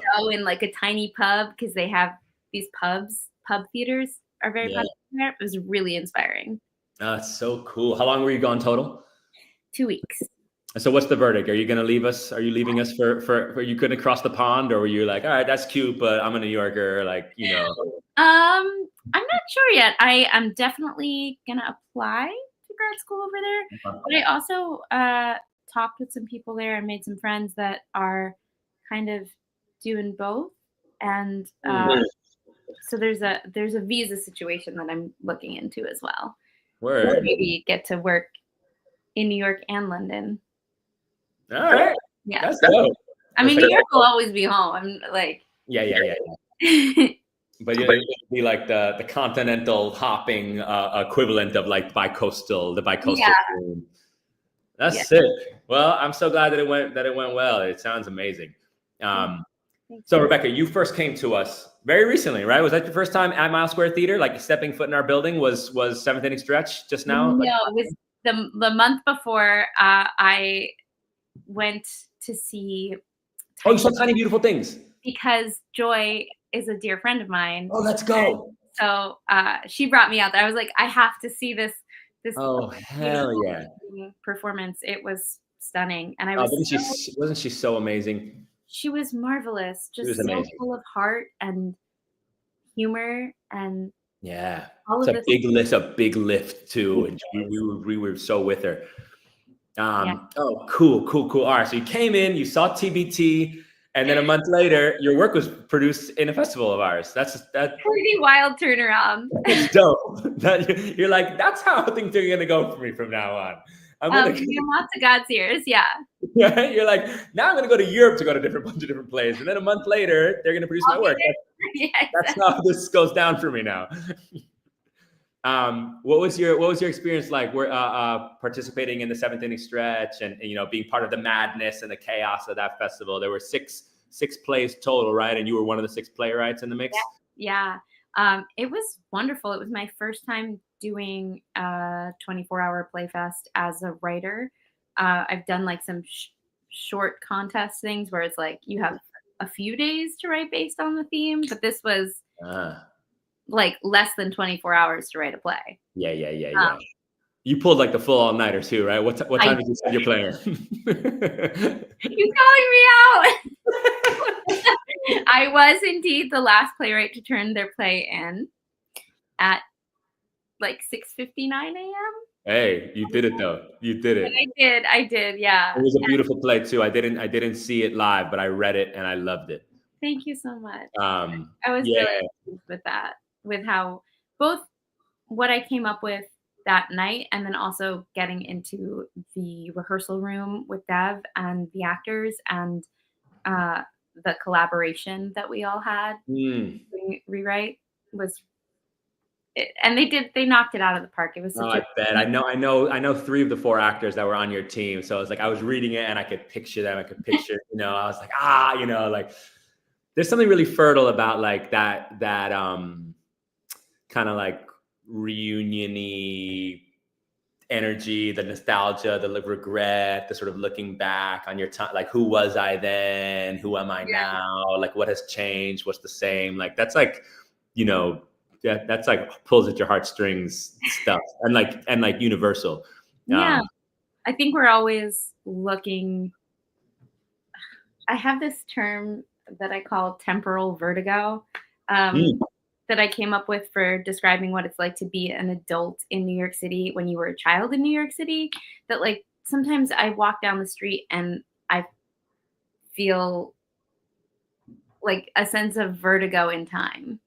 And so a lot of my writing has some element of that. Yeah. And I Yes. was for Keep this play, it was it genuinely came out of the actors. We all did the introductions, and Lucy got up and she had like a stuck tape measure, and she was so cute, and she dropped it. And then a few people later, Severin got up and just had the same energy. And I was like, I feel like I'm looking at the same person 20 years apart. Wow. So that was my pitch to Deb, and Deb was like, okay, but what's the story? Yeah. And then we talked through several different iterations. And that's cool. That's really cool. Temporal vertigo. You might need to trademark that. That's a Rebecca Romero original. You might need to put that on a t-shirt. Smalls and Talls. Let's talk about Smalls and Talls. So I read another play. I read a full-length play of Rebecca's recently. It's called Smalls and Talls, a duet for two women. Is that the full? Yes, that's the full title. Temporal vertigo out the ass in that in that play. Oh my God! Like the way we watch this friendship, like morph and sort of the highs and lows across the decade or a little bit longer than that, we know, whatever it is. Oh my goodness! when you're receiving a piece of art and you realize you have stopped breathing, and then you're like, oh, I gotta remember to breathe. God damn, like that's how I'm gonna stay alive to read the next page. Like, let me remember to keep breathing. That is what reading that play was like. I need to hear it. I need to hear that thing. It is a beautiful play. The friendship, the richness of those two women and their lives apart and their life together. It is stunning to behold. Thank you so much. What's next for it? You just did it in New Orleans. Is that Yeah. They did a reading of it at the Azucar New Play Festival in New Orleans, and it was actually, this was crazy. One of because I've had a much longer career as a performer than as a playwright. I was about to ask about that. Keep going though. So when we all met up for the introductory meeting for Seventh Inning Stretch, was literally exactly when the actors were going on stage to read my play in New Orleans, which is why I wasn't there. And I just had this crazy moment of my work is being produced and I'm here being commissioned to write something at the same. That is it felt like the seed of the next phase of my life. So that was really cool. And I just got the recording since I wasn't able to be there. So that's one of my weekend plans, is to sit down. Oh, you haven't watched it? Have some rum and watch me play. Oh, that's going to be so fun for you. That's very cool. Hell yeah. What I was going to ask you is, so you come to us in a writerly capacity, right? Like that's our first experience of your artistry. But you're an actor and a singer and a musical theater actor as well. That is that's a big lift logistically, right? That ain't like, you're not casually a musical theater actor, so it's impossible, right? No. How do you what's your flow like? Are you in self-tape land? Oh gosh. Are you know what I mean? Like, how do you pick which day to be submitting to things and which day, you know what I mean? Or in writing versus. That's such a great question, and it's cyclical, and it also kind of has to do with the outside world. So it depends on what's auditioning. It used to be we had a very structured audition season, especially for musical theater performers, where it was you knew that from January to April, early May, you would be auditioning several times a week. And since the pandemic, that's just shifted so much. It was we had a year of nothing, and then all of these self tapes, and then auditions have been more like stop and go throughout the whole year. Yeah. So, I try to make time for the opportunities that are important to me, and I'm also trying to balance making time for writing opportunities. And when I'm doing the like go in person and bare my soul, like, so one of my friends recently was like, auditioning is so funny. It's like you go in and you sing a song and you say, hopefully next time you'll pay me to sing that song. Yeah. It's a very strange experience. And so since I started writing seriously, I've made a commitment to myself that anytime I go make art that way, I set us like my reward, instead of getting, a cookie or something, is I go sit and I write for at least 15 minutes. And, depends what else I'm doing, but that's been a pretty good rule of thumb for me. That's dope. I love that. It's 5:46. We got to kick you out. I'm sad to report. It's been such a pleasure chopping it up with you. Where do we follow you? Where do we keep up with your work? Oh, I'm on all social media as Rebecca VR, which is, my name is spelled a little strangely. It's REBBEKAH. V as in Vega, R as in Romero. That's the best way to follow me and reach out. I always love meeting people who love the same kind of theater I do, which if you are on this call right now, you're one of those people. Hey, let's go. We're really thrilled to have connected with you and to have us, to have you be part of the Mile Square Theater family. Thank you for donating your time. Appreciate you very much. Truly my pleasure. I'll see you soon. Bye. Peace. It's 5:47. We are 4 minutes away. Hey, Sharon, how you doing? Good. How's it going? 4 minutes. Oh. Siri thought I was talking to her. I was not. I'm talking to you, Sharon. We're 4 minutes away. Elizabeth, any other last instructions around the 551 thing that's coming up, right? So just gonna say that if you're planning to give, like, go set it up now. Go enter all the things. Go get your credit card. Go like your address, your amount. Like read through all the things. Like do it now, so that 551 you just press submit. Don't do what I did, which is think I can type fast. I got it wrong. I was 2 minutes late. Didn't count. So go enter it now. Do as she says, not as she does. Correct. Don't follow my example. Follow my instruction. So there we go. And Sharon, I think, is our lead fundraiser today. I saw that earlier. I was going to double.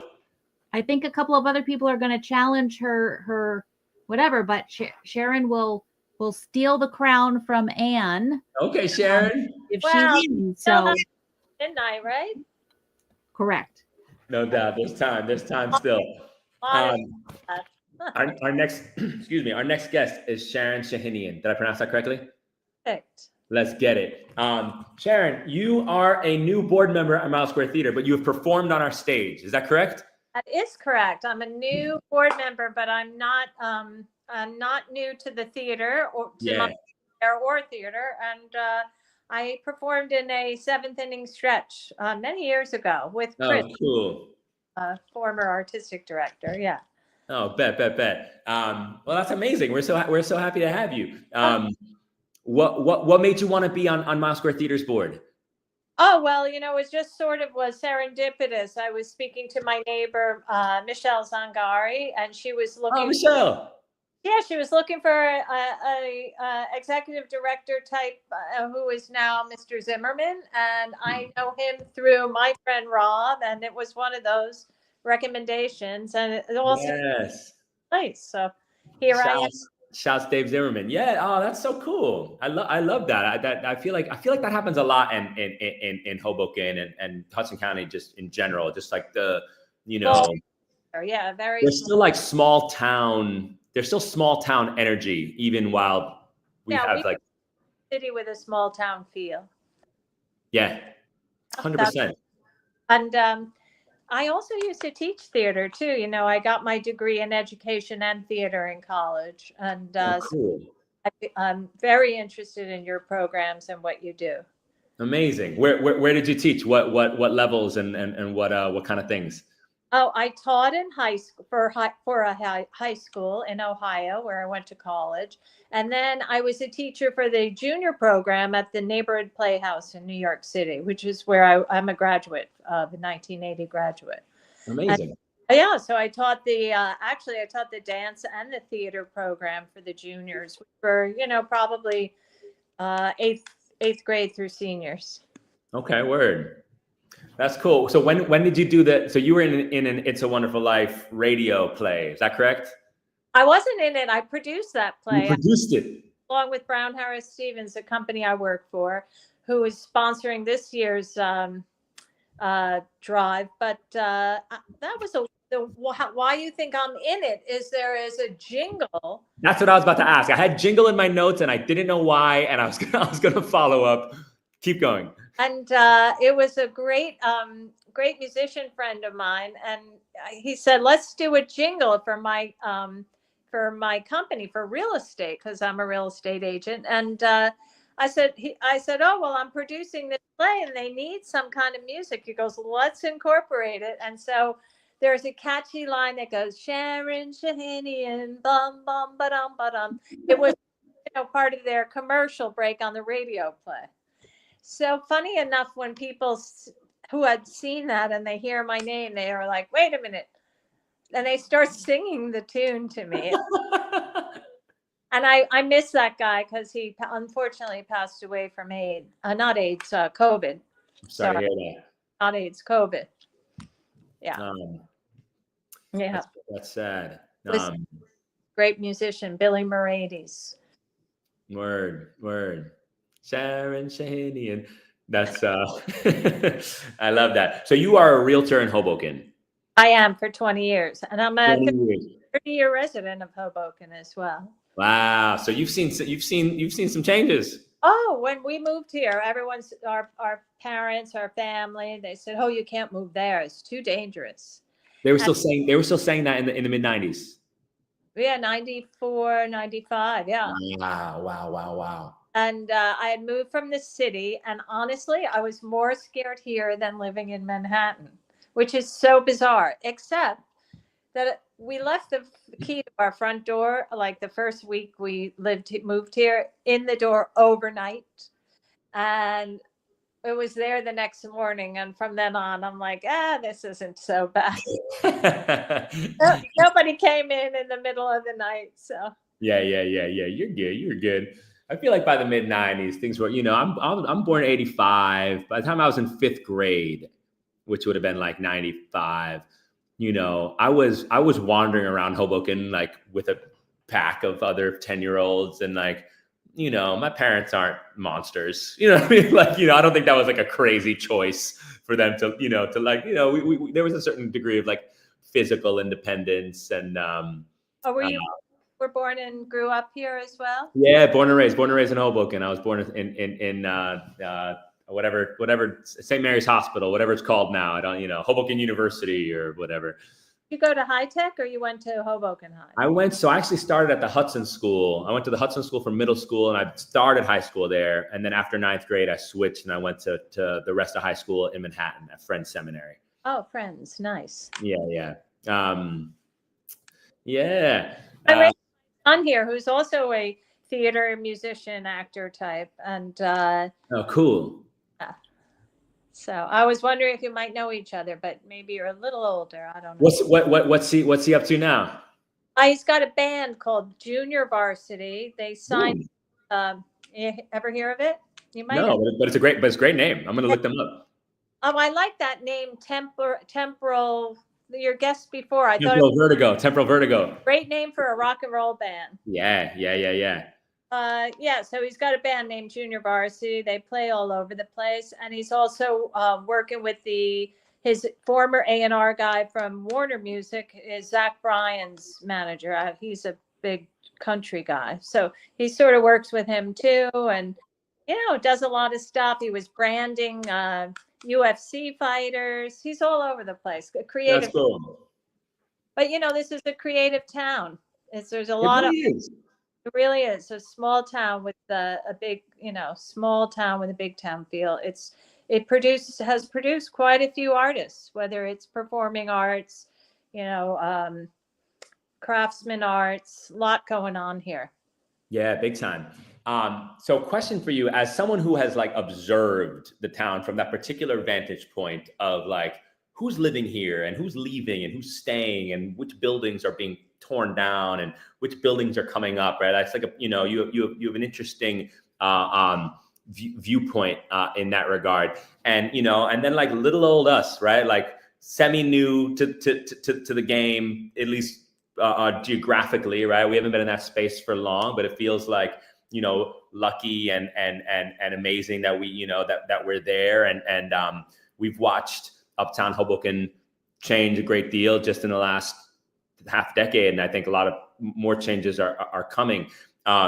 What do you see, if you had to describe like what the value is of a brick and mortar cultural institution like a theater in a place like Hoboken that sort of directs its gaze so much at Manhattan, Right. but then sometimes we forget to look around and be like, hey, like there are some things here too, right? This is we have a lot of rich life on this side of the river. How do you sort of assess that and where the theater sort of is situated in that sort of like ever-changing landscape in a town like Hoboken? Well, I think anywhere you have a brick and mortar theater is a community. It's a community. It brings in community. It brings in audiences. It brings in people who have talent or think they have talent or want to develop a talent. So I think having a theater in any town, anywhere across the country, is a fantastic thing. We do have a little bit of a, curse plus a blessing that we're so close to Manhattan, right? Mm-hmm, mm-hmm. Well, why am I going there? I could go into the city. Well, you could go into the city and spend hundreds of dollars just getting there at this point. Yeah. And not to mention ticket prices in the city. I think what's valuable here is that it's a gem. It's like a little gem right here in the north end of town. Yeah. Certainly the north end has definitely, expanded itself. This was very, you used to walk around back where the theater is now, there was nothing. Nothing. That little coffee shop started there on the corner, and Way? was Minervini and Architects right over there. They were cool. And then it was pretty much abandoned. And then they built that Upper Grand, and then things started moving and developing. And it was so great to see the theater there. And, I think it's a gem. It might be a little undiscovered. I think people need to discover it more. Yeah, I think they're gonna. Let's check in on our numbers and let's give them a little. Oh, great.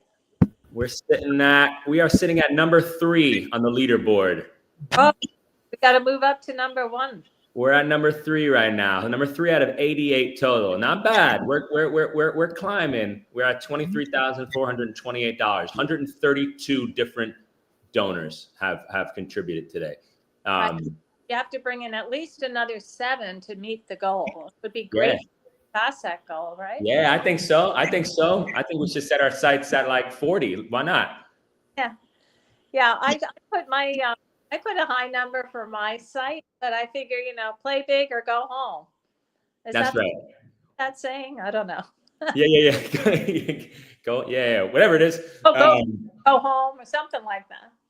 Go home, damn it. Give us some money and then you can go home. I think that's what it is. What kind of language did you use when you were trying to get your peoples to Oh, well, honestly, this is my first year doing this, so I've learned a lot already about. That's cool. Basically give what you can, and if you can't, that's okay too. And come to your show, and if you can't give, come see our show. Yeah, that's right. It was. I don't want anyone to feel like they have to do something, but I also want them to make me look good. Well, listen, you're in the lead, baby. You're in the lead. We appreciate you. Yeah, that guilt trip thing, Hey, I feel like there's like it's like it's a needle to thread where a little nudge, you sort of you lean on them just the right amount where they feel like they had the idea themselves and they were inspired to do a thing. I'm looking forward to seeing you teach. You're in charge of the education, right? That's right. Yeah, and you teach acting classes as well. I do, yeah. I mean, this year I didn't do a whole lot of that because I was mostly sort of like managing it all. I taught one little scene study class at Stevens Cooperative School. We have an after school like partnership over there. So I taught a little fifth grade class. It was very fun. And then I'm going to be doing the musical direction for our camp in July. My son went to Stevens. Oh, really? And I used to have a program after school for the young kids. We taught theater. Oh, I went to Stevens. I went to Stevens from pre-K 4 through third grade. This was back in like the late 80s into early 90s. Yeah, well, we're like just still a few years behind you. But yeah. No, we used to like improvise, how to do improvisation. Yes. I did a program for the older kids where we would film, where they would write a script, we'd shoot the movie, and then edit it. Because at the time, I was running an editing facility in Manhattan. Oh, that's so cool. That's so really fun for them. That was really cool, especially for the 7th and 8th graders writing their. Yeah. That's great. Well, listen, Sharon, thank you so much. We're great to meet you. Thank you so much for joining us and for your generosity. We're thrilled to have you on our board. That's a great get. Go big or go home. That's right, Ann. Yeah, it was a pleasure. Thank you so much. Thanks for spending some time with us. So nice chatting with you. All right, everybody, 7 more grand at least. Let's get it. All right, take care. Have a great night. All right, you too. Have a good one. Homies, for those of you just tuning in, hey Carla, how you doing? For those good, how you doing? My name is Gabriel Diego Hernandez. I'm here with Mile Square Theater, and we are raising $30K, but we can't do it without your help. Over 100 of you, I think we're at over 130. Over 130 of you have made your way to our page and made donations. That's really meaningful. We really appreciate it. It's not a small thing. You decided today that the arts matter, that the arts in your community matter, that you were going to do something about it, preserving the places that deliver those arts. We're grateful for your engagement. Our next guest is Carla Katz. Carla is a storyteller and a storytelling teacher and coach. We are hoping to partner with you and Adam Wade in an outdoor festival pending Hudson County grant funding. Yay. If not that, some other thing. I was on your website earlier. I was like, oh, I don't know Carla. Let me get to know Carla's work a little bit. Really fun, exciting stuff in there. How are you doing? Where are you joining us from? Beautiful Hoboken. Let's go. I've lived in Hoboken since 2002. Okay. So yeah, it's been a stretch. I'm in the T building. I'm like 2 blocks from Mile Square Theater. Hell yeah. That's right. So you got here basically right before Mile Square Theater did. We yes, I did. Somewhere in that 03 or thereabouts. That's really dope. I have a weird question. I'm going to start with a weird question for you, just because it's a long day. It's been a long day, and I'm feeling punchy, and I want to just pivot for a second. You have a play called The Raccoons. Is that correct? Yes, I do. I haven't read it, but I'd love to. Is it about actual raccoons? There is a raccoon involved. There is. No doubt. But it's not about raccoons. It's not about raccoons. Okay, no doubt. I asked. Yeah. It was a totally self-serving line of inquiry. I have raccoons in my backyard right now, and I was just like, maybe Carla is just randomly knows a ton about raccoons and can give me some advice. But no, I'm not going to put you on the spot. No, the play is actually about a noise in a couple that moves out of the city to the burbs. And there's a noise in the night, and they think it's a raccoon, but it starts this crazy, chaotic dissolution of their relationship. Oh, it gets wilder and wilder as it progresses. That's kind of the themes I like, sort of like rupture and renewal and craziness and humor. Yeah. That's really cool. Yeah. So you recently like some of our people just saw you at a thing. Where was that? That was at 503 Social. That was so. Yeah, I'm a storyteller. I'm a playwright. I'm an actor. I'm a lawyer. I'm a activist. I do a lot of things, but yeah, 503 Social in town, which is fairly new, has had Adam and I putting together storytelling shows. So yeah, there was one on Friday. It was the second one on Friday night. They sell them out. And Adam Wade, who's storyteller extraordinaire, and I have produced On the Waterfront, a storytelling and comedy show at Mile Square Theater numerous times, and outdoors one time too. And they've been really successful in the community. I feel like every time we put something on, the community's hungry for art, more stuff, more art. We want it. Like it's not, it's not a fantasy that people, you know what I mean? People want stories. Like they make us feel alive.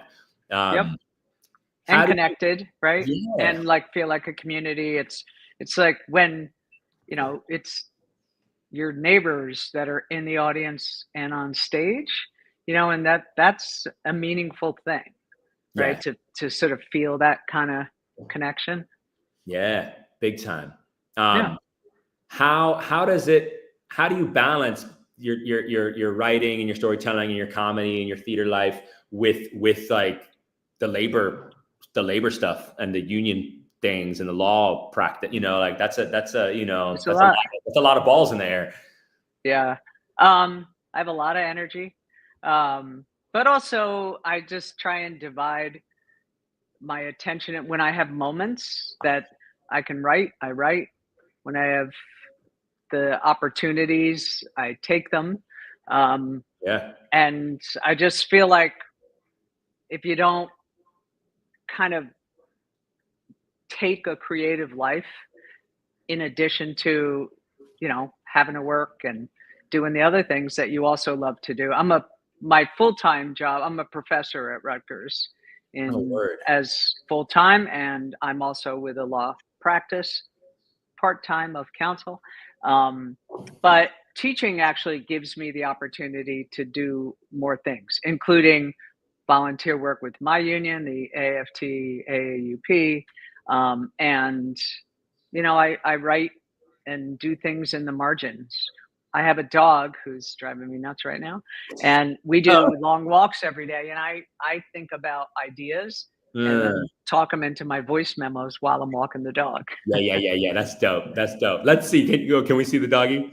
Oh yeah, there he is. Oh, that is River. River is a 3-year-old Aussie doodle. River's a cutie. He's been seen all over town. That's dope. Yeah. Now I'm gonna look for y'all. And next time I'm on the waterfront or whatever. That's really cool that you're at Rutgers. That's amazing.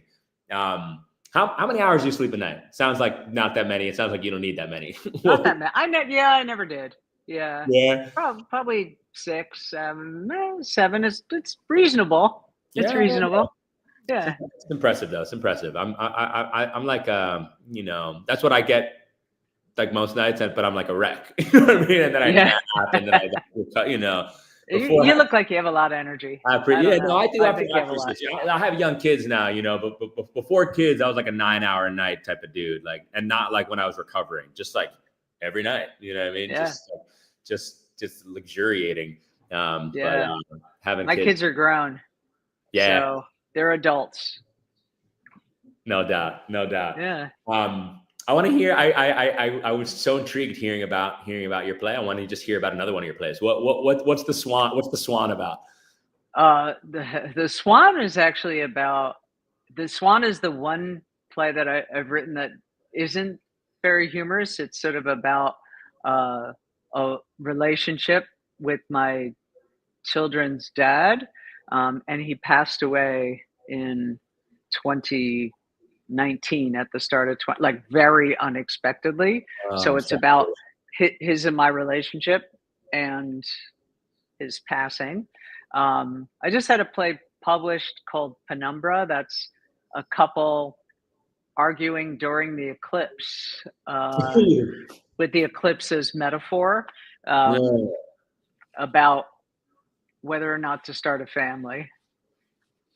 And I had a play reading this past weekend for a play that is yet unfinished, I think, but is really it's called Pop Up, and it's two women that have a pop-up gift wrapping station in a mall, and one of them is estranged from their child, and the other one had betrayed them and was talking to the friend's child in secret.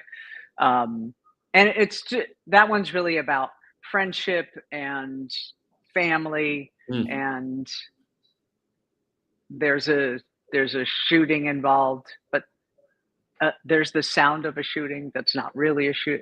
So there's a lot. It's drama. That one's drama. Word. Oh man, I want to read them all. It's all relationships. Really. I'm gonna email you and see if you can send me some, because I'd love to read your work. It sounds really good. They're all short. My attention span is limited for even I go to plays, right? And unless when they're like 2.5 to 3 hours, I struggle, right? Like on Broadway, right? And some of the, I'm like, hour and a half is good. I'm with you, and I feel like that's where we've like I don't go to plays too often that have intermission, and I'm not mad. I know, like, I don't like miss intermission. Like every once in a while you write something like a sprawling world of a thing, and right. But I'm at the point, like, dramaturgically, like, you better earn my 2.5 hours, like, you know what I mean? Because like you can tell a tidy story that can take us somewhere crazy different and affect us deeply in 85 minutes. Like you can do it. You know what I mean? Like. And short plays and short play festivals have gotten really popular in the last 4 or 5 years. And I think it's sort of, some of that could be all of our attention spans changing because of social media. That's real. Right. But, but also it kind of widens the pool in terms of for playwrights, right? Because there's more opportunities to submit work and get work seen, and just a wider range of, like, what's possible, it's cool. It's a good thing, I think. Certainly I think so too. Addiction to social media, that is a dangerous thing. but short play festivals, yes. What are you cooking right now? How does the storytelling, like, the stuff that you and Adam, did I get his name wrong? Adam Wade? No, Adam Wade. Yeah. The stuff that you and Adam do together, like how does that work? If we want to, catch y'all doing something, or the next time you're performing, like, give us a plug. Yeah, well, the next thing that Adam and I are doing together is we're doing a week-long workshop in Paris where we're teaching storytelling. Yo, and there are still openings. Who wants to go to Paris? Who wants to go to Paris? Who wants to go to Paris? It's the first week of July, and we've never done this before. So it's going to be, it's in English. It's English speaking. We're doing a show of the students, or participants, whoever comes, the last night at this cool expat bar in the Left Bank. And, we'll see. But I put a lot on my Facebook, Instagram, and so does Adam, but there should be a wider venue for posting what we do. Where do we follow you? What's the handle? On Instagram, it's just at CA-Katz. And then you can just look C-A-T-Z. Yeah, C-A-K-A-T-Z. On Facebook, it's just looking me up, Carla Katz. Cool. Looking at this face. Let's get it. Hey. Well, listen, Carla, thank you so much for joining and sharing some space with us. You're welcome. It's great meeting you. I'm excited to get to know you. Great meeting you too. Hell yeah. Let's let's manifest this freaking grant so we can get Oh, just yes. outdoor That would be amazing. storytelling going. That I love it. I'm champing at the bit for it. That's me too. Me too. Yeah. Anything I can do to help. Hey, no doubt. Appreciate you very much. Okay. Nice meeting you. Yeah, likewise. Tell River. One more River glance. One more Hey, River. He's there, right there. Say hi, Smoochies. River. Appreciate you. I'll see you. Peace, Scarlett. All right. We're plugging right along. There are so many dope people in this community. I'm having a good day. Can y'all tell? I'm like really enjoying meeting folks that I don't know and connecting with folks that I do and bringing them into this, that's ultimately like one thing about Mile Square. I've worked at a lot of theaters and I'm not, and a lot of them are special, right? Theaters are wonderful places. And they're typically filled with like generous, sweet nerds. Like that's who wants to go to the theater and work at a theater and make things. But there were, being at Mile Square, for the first time for real in the spring of 2023, because I'd done the virtual pandemic-y stuff in fall 2020. And then I was just kind of like a fan after that. And then getting to do my show at MST, it was like, it changed my life. It changed my career. It was like, there was just like an instant like, oh, this is it. These are my peoples. Like this feels really good. Everybody here really like sees each other, just the like the depth of friendships, just kind of like top to bottom. And like, that's not necessarily the case everywhere. Like I don't, I'm not accustomed to going to working in theaters where like board members and front of house folks like are texting each other and shit like that. You know what I mean? But like at Mile Square Theater, like that's kind of how we get down. And like some of that is maybe scale and that, that we're like an intimate house, but a lot of it is just like the vibes are right. Like we have a like a legitimate and sincere like family energy. And some of that is just like alchemy and just stumbling into the right sort of mix of things, but a lot of it is intentional, and just good leadership, and a lot of like really beautiful souls who have come in and out across a number of years and stayed and left and stayed and then come back, and so like it feels like the sort of extended MST family tree is just this like ripe, beautiful like matrix of folks. I just like I love them. Anyway, look at that thing to scan. It says scan me. How useful is that? In case you weren't sure what to do, there it is. For those of you just joining, it's 6:18 p.m. For those of you just joining, my name is Gabriel Diego Hernandez, and I'm hosting this live stream for Mile Square Theater. We're going to raise $30K, damn it, by hook or by crook. Where are we at right now? Almost 23 and a half. We love to see it. It takes a village to raise anything worthwhile. A village is an ecosystem in which things thrive. Before I continue, do we know if Karen is joining, Elizabeth? We are reaching out to her. And okay. Yeah. Mm-hmm. All right, bet. So we're just chilling then. We'll just talk some smack. Let me pull up. Let me let y'all know about some of the upcoming events that we have at Mile Square Theater, because we this is sort of our like. I spy Karen.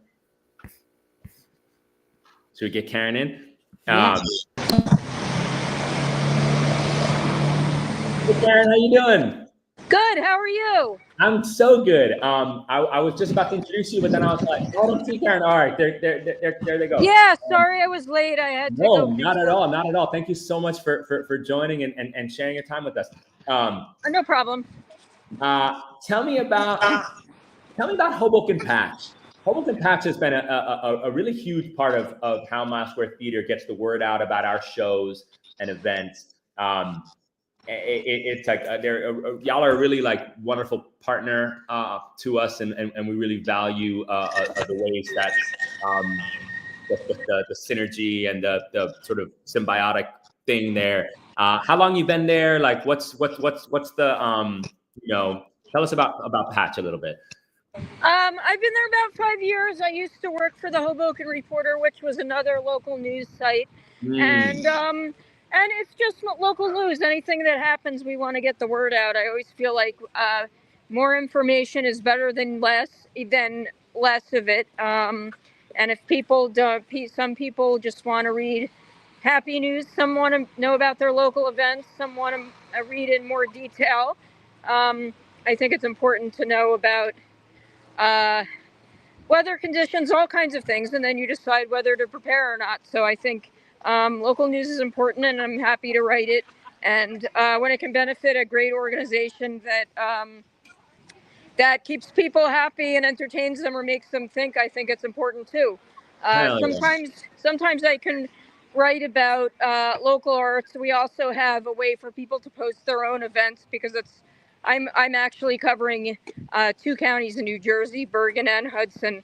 So I think some people think I only cover Hoboken, and they don't know why I don't have time to write their event, but I get buried in work. So, but we do have a way for people to post their own events, and then sometimes I can link to them. And we have a free newsletter that goes out every morning at 6 a.m. with all the news from the previous day for each town. So it's free to sign up for. And if you post a link to an event or a play or something else, you can send me the link, and then people get it free in their mailbox in the morning.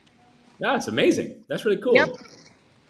That's funny, the thing that you said about like Hobokenites, like being like, why aren't you posting my thing? I feel like there's like kind of, and I say this with love and self-awareness and my own complicity in this dynamic, but I feel like Hobokenites are like a little bit ethnocentric about. Yeah, but I understand that. I wish we could give publicity to everyone. You could think people know about something going on, and they really don't. I'll write about something 3 or 4 times, and people will have no idea about it just because they're distracted by the internet, or there's so many different things going on. People don't always have time to know all the news, and I think it's a lot of I think everyone has a responsibility to work with media, because if you don't support it, it'll be gone, and then it'll be too late. So it's good to share things you see on social media. Social media does not have to be only memes and people's rants. It could actually be links to events, news stories, things like that. Yeah. I feel like there's a kind of a parallel thing happening with theater and news, in terms of just like in the multiverse, like there's like a dangerous path where like both of these like really sort of crucial industries are like a little bit threatened by some of the recent goings on and ways. Yeah, and people don't realize they need something until it's gone.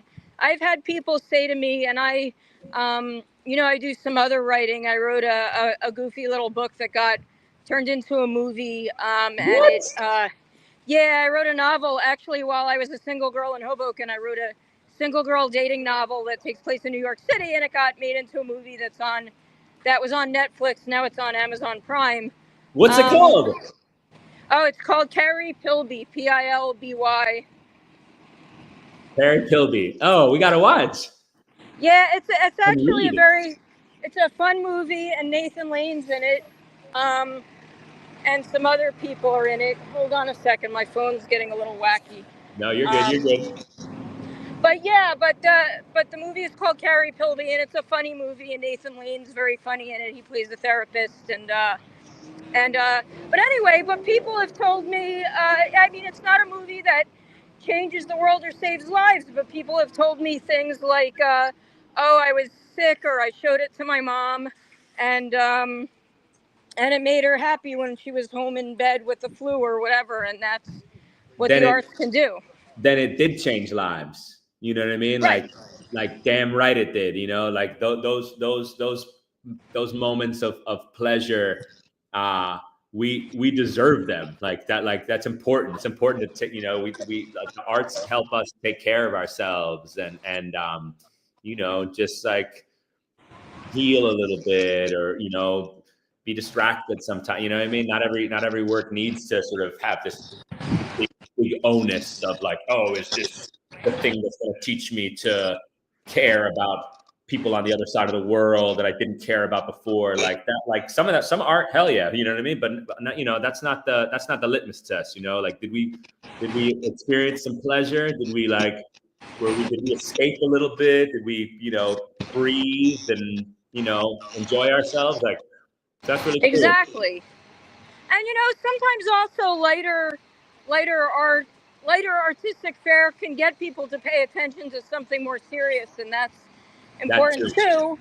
Or it can help people to formulate something they couldn't quite articulate, and sometimes you need that if something's going on in the world that is so overwhelming you feel like you can't express it properly. Sometimes even now people will say, oh, this reminds me of cabaret.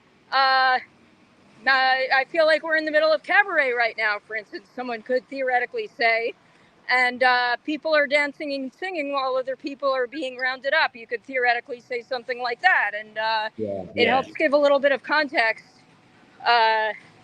in a different way. Sometimes people need to be able to articulate something that's complicated in a less complicated way. Yeah. Big time.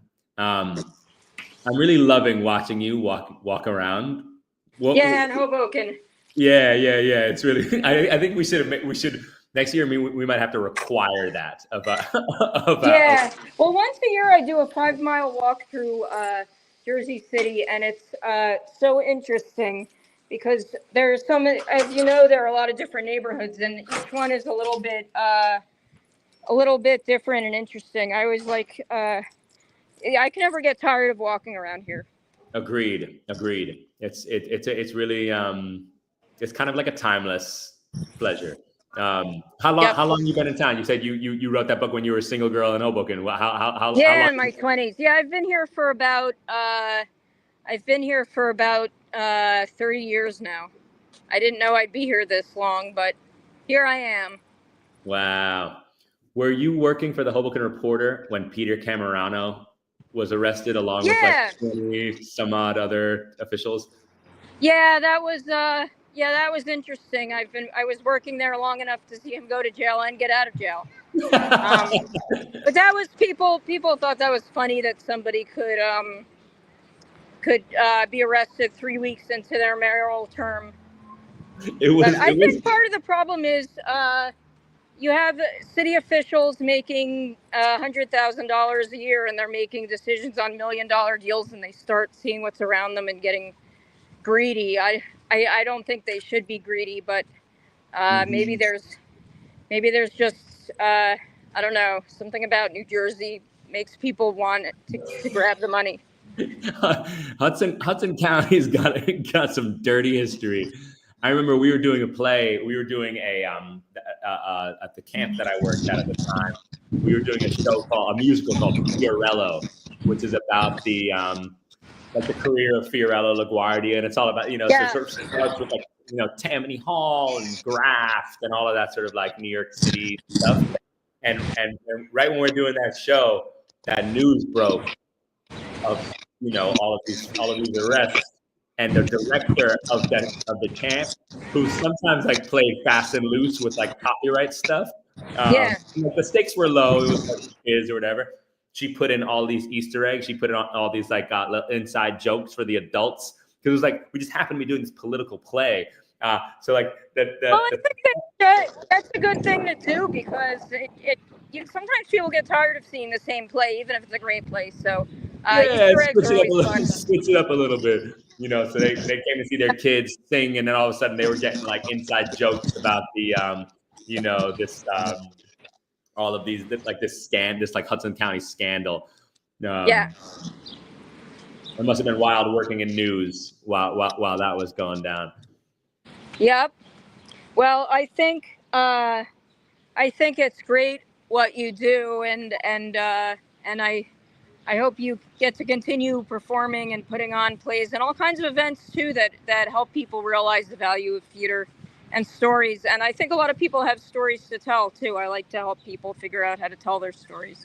Thank you so much. Thank you so much for everything, and for being such a great partner to us and helping us, get the word out about our work. And yeah, it's amazing what you do. Karen Listener, appreciate you very much. Thank you. I appreciate it. Keep up the good work. Yeah, same to you. Thank you.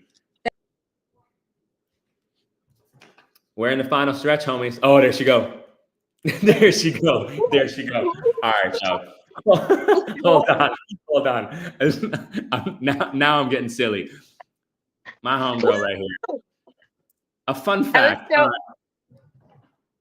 What are you gonna say? That I was so happy to see the last person walking around, because I was by the water. I was like by the waterfront. And I was like, man, I could just take this call by the water. This would be great. Man, that would have been awesome. Namibia. Ladies and gentlemen, and everyone else, Namibia, Donadio Mejia, my homegirl for going on 3 decades, 3 decades plus probably. We've been at it for a while. On that Hoboken childhood tip, that little rascals in the early and mid 90s, just running around town. Before let me start quickly telling the people who you are to us, but then I want to go back to the rascal zone for a second. Namibia is one of our teaching artists at Mile Square Theater. And when I first got hired last summer in this capacity, she was like my second phone call. I think my first phone call was Dan Weber at Stevens. I was like, we need to get up at Stevens, right? Like, I was like, I know they're doing after school stuff. Let's get, like, this is what they hired me for. Like, I got people, I've got some institutional relationships, right? Like, Dan's still there. Bah, let's get in Stevens. My second call, Namibia. What you doing, right? And we wound up sending her to work in Stevens, among other places, right? She was she was the workhorse of the fall education program, grinding, teaching all sorts of classes for us. Before we get into that, though, Namibia and I have known each other for a long time, and the sort of like formative experience of our particular friendship in that childhood in Hoboken in like the mid 90s was we were in a movie together. We were in a movie together with Jennifer Aniston and Paul Rudd, called The Object of My Affection. Mm-hmm. We just got a check a few days ago. Remember, you get that check, like $7. Like, I better go check my mail. Thank you. I was just telling my kid about residuals. I was just teaching my kid about residuals. Like 30 years later, we're still getting paid for that joint. He was like $7. That's nothing. I was like, well, it was a bigger check at the beginning. When you think back, and like so many of our deep cut homies were like in that movie too. Paula Oha, Hoboken Theater educator institution, brought in like a bunch of her students. The two of us were lucky enough to be among them. When you think back to that experience, and like, do you remember details of it? Like, do you remember like the actual shooting? Like, how do you like it's so like, it's such a like, there's so much lore, but I was actually trying to like remember what particulars I could access. I remember so much. I remember the audition, going to Paulo Huss's house, which was then at Castle Point Terrace. Yes, it was. Yeah. I still wasn't. I was in middle school. We were in middle school. Yeah. And then being accepted into the audition, and then through the process, and then we rehearsed. They told us a song, then we rehearsed for about a week, but it seemed like a month. Straight, just at that school on the Lower East Side. I couldn't have told you where in Manhattan it was. I knew it was Manhattan, but I didn't know Manhattan then, Yeah. And then the day of the shoot, all the lights were in, and they filled the audience, and we worked more directly with Paul Rudd, who was in the scene with us, like as the teacher, and we were the students, and singing. Listen, nice. Sweet. Yeah. Yeah, and that was awesome. I think we got to like sneak peek Jennifer Aniston because she was in the scene as the audience. Yep. I remember on the way back, kind of being like, "Hi, I love your show." I didn't watch Friends. I was in middle school. Like I wasn't allowed, but I knew who she was. For those of you who haven't seen the movie, The Object of My Affection, the scene that we were in, it's a children's chorus moment, and you know the Jennifer Aniston's daughter, who's like a very like a baby or like or an idea and then a baby for most of the movie. She's now like a real kid, and it shows her in a chorus of like 20 some odd kids, and they're singing a song, and it's Desiree, you gotta be. Listen as your day unfolds, challenge what the future holds. Right, so we're doing choreo to that song, but most of the shot is we're panning across the front row, and we see the adults in this young girl's life, the uncle and the neighbor and you know whatever, right? Like you know the people who are important to Jennifer Aniston's character, who have been raising this little girl with her. So all that work that Namibia just described, right? We auditioned and we rehearsed and then we shot for multiple days. You only see us for like 5 seconds. You know what I mean? Like it's just like, it's like the quickest, you know? And in those 5 seconds, I fuck up the choreo. And like that's the take they used. That's what they wanted it authentic. They're like, this is some real stuff, right? They're like, sometimes kids screw up. Like sometimes kids suck at dancing. Right? We're gonna use this one. But I was like, my fist said, "Lift your head up to the sky," and then everyone else comes down and goes to the next thing, and my fist is still in the air, and it's like, "Oh, power to the people." That's what that was early for you. That's what it was. I think I already knew that I was a whack dancer, but that cemented it. Like we went to the premiere, we went to go to the premiere, and I was just like, "Oh, there I go, like ruining the choreo forever." Like that ain't like. That's so funny. I have to look at the movie again. I'm gonna look through that lens. And yo, you rocked it. We rocked it. Okay. There's there's still people from that movie that I'm in close touch with. So hell yeah, same. My homie Zoe, who I grew up with, you know, she was around the corner from me. We went to school together. They misspelled her name in the credits. Her name is Zoe Westoff, and they called her Zom. Z-O-M Westoff. I called her Zom for the rest of middle school. I called her Zom for like 4 more years. Yeah. Anyway, all right. We don't have to riff about Object of My Affection anymore. I was like, yeah, we got to go in. How you doing, Olivia? I'm doing well, thank you. I'm happy. I'm good. I'm grateful. I'm showing up post like trying to meditate. You ever try to like meditate and be still, and you have to be like, be still? Like, why isn't it happening? I'm by the water. I'm doing the things. Yeah. I'm like in a ridiculous energy, excited to be here. I think my mom is commenting. Oh, yes, she is. You know what? That's a great segue. I was getting ready to bring that up anyway. So in the children's education side of things at Mile Square Theater, and on the theater side, we've got this, you know, really wonderful, robust dance academy. And we also do some theater things as well. And our sort of like flagship program for a number of years has been the Mile Square Theater Players, MST Players. And Namibia you directed, I don't know, we had to talk to someone, what we're doing second person or third person. Am I talking to you about the thing or the people? You directed our MST Players performance in the fall semester that performed in January. And you did just a really beautiful job. It was a really amazing thing to see. And I've sort of popped in and out, right? I sort of would come and peek and watch out for 10, 15 minutes. So I got to know your students a little bit, but, you know, mostly I was out of the mix, you know, and I sort of saw the performance. Y'all did a show called The Brightest Thing, or The Squamble Play. It's a play by Don Zalitis. And it was really special. It was like one of my favorite nights at MST this past year. Just watching your students just feel like really empowered to play, and they trusted each other, and things went super like south at one point because there's like a little ass kid, right? Like in the way that like little kid theater goes sometimes, like, and they just like took care of each other and they stayed with it.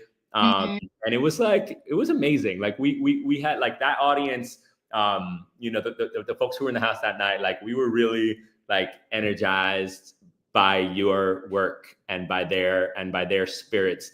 What was that like, you know, for you? How was that experience? Because it was really wonderful. Thank you so much. I really appreciate hearing that that you liked it and that people walked away saying like they appreciated the theater, which was incredible to me, you know, because obviously, you know, parents come and family members come and they're gonna support and love anything that their children do. But to have people walk away and say, I really just enjoyed myself. I liked the work. The artistry of what was happening was good that I forgot that I was at a little kids show. That was something my mom said, you know, who came from New York to come and support me, and then was like, that was really great. And I think that that was beautiful. The young people who were part of the show, most of them had been part of the program now for a few years. So I think I was really lucky. It was my first time directing and facilitating the MST players after Annie McAdams.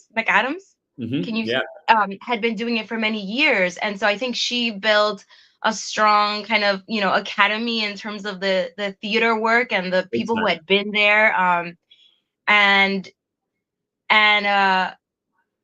So part of the challenge is you have something that, you know, people liked and that worked. And so, you know, I was like the new person coming in. And so my perspective on that was, you know, I can offer me, and what's important to me is that this experience be very community based and for the young people to have ownership of their work. Yeah. And so from the beginning, what really emphasized with them was everyone, I would say like everyone needs to learn the whole script. I want everyone to know your lines and each other's lines, and have them kind of be in production roles throughout all of the rehearsals. So we had like 2 of them doing the lines and helping them with the lines. A few of them were already thinking about sets, so they'd be bringing out their chairs during the rehearsal. You know, they slowly took on the roles where they were able to rehearse with each other. And these are kids that are, the youngest was 7 years old, and then I think the oldest was 13. 14. You had a huge range. You had 7 through 14-year-olds in that group. Yeah. It was a crazy challenge actually that we like dropped on you. We sort of combined groups. Like that's you know what I mean? Like it was not an easy like lift logistically, you know what I mean? Like that's a range. Well, I appreciate that. But I also come from community-based theater, which I think is part of my approach in working with the young people. There's an element of chaos and unknown in the work that I do, because I come from like organizing and utilizing theater as a vehicle for self-expression and for changing the world, right? That's like the philosophy of collective devising and everyone being part of the storytelling. So the "this is ours" was the feeling that I was hoping for, and all the games and everything we did was all about like, we are our community, we support each other, so that like there didn't need to be that separation. And I was just so incredibly proud to be part of that production with an incredible team, and of course the incredible production team that MST has. They were a dream. Second to none. You know, we got Ariel and Leo in there to just, you know, help the Thais and Leon line, and you know, it was amazing. So that was in the fall. We did a show that existed, right? We licensed a play, you know, that's out in the world, out in the theater marketplace, and we got the rights to it. And right, you know, I picked that show because I thought it would, you know, be an interesting piece of theater to make with that particular group. This spring, you're up to something a little bit different with some of those same students in the same, you know, the sort of second semester of that program. Y'all are creating your own thing. Y'all are devising and sort of writing your own sort of script with these students. That's a different animal altogether. How's that? How does it compare to the fall? You know, in what ways do you have to approach that work differently? And you know, and how do some of the things carry over? the one of the big differences is that I find that there's a certain magic when you hand a group of kids, maybe anyone, a script, right? The magic of them having this tool that they can play with and become. And it's almost like its own self-regulation when they have the script, because they know their role, they know when they're expected, and they can support each other in that way, to bring something to life. The way that we have been approaching things now is you are creating the script, you are creating the show, and almost anything goes, which was mentally a big lift in the beginning, because there were a lot of questions from the kind of like the veteran young people who are Yeah. a force to be reckoned with. We're like, well, how is the show, and when is the show, and what is the plot? They knew that a show required certain things. And what I have been doing with them is every week we do certain games, we do some theater training, and then have some kind of prompt, maybe sharing something about the world that leads them to a writing prompt about what are their current events. Some kind of prompt with maybe a song about identity and leading to a writing prompt for an I am poem. So every week they've had little things like that. And at this point, we now have come to the place where we kind of laid out all of those papers, and small pieces, highlighted what we wanted, came up with themes, and now are like piecing together the show, which is about it's called like the challenges that young people face, that you don't know from the outside in. It's a working title, but that's the idea, is they want to tell the world what they're dealing with. That's a beautiful thing. That's a really that's a gift that you're giving them. This is on Monday, June 9th. Right? I don't have my calendar in front of me. Monday, June 9th at Moss Square, on Moss Square Theater stage. That group will do their sort of final share, for anyone who wants to join. That's I can't wait. I know those students now, and they're all really like quirky and hilarious. So it's a really like fun mix. I'm pumped to see what they came up with, and how you led them there.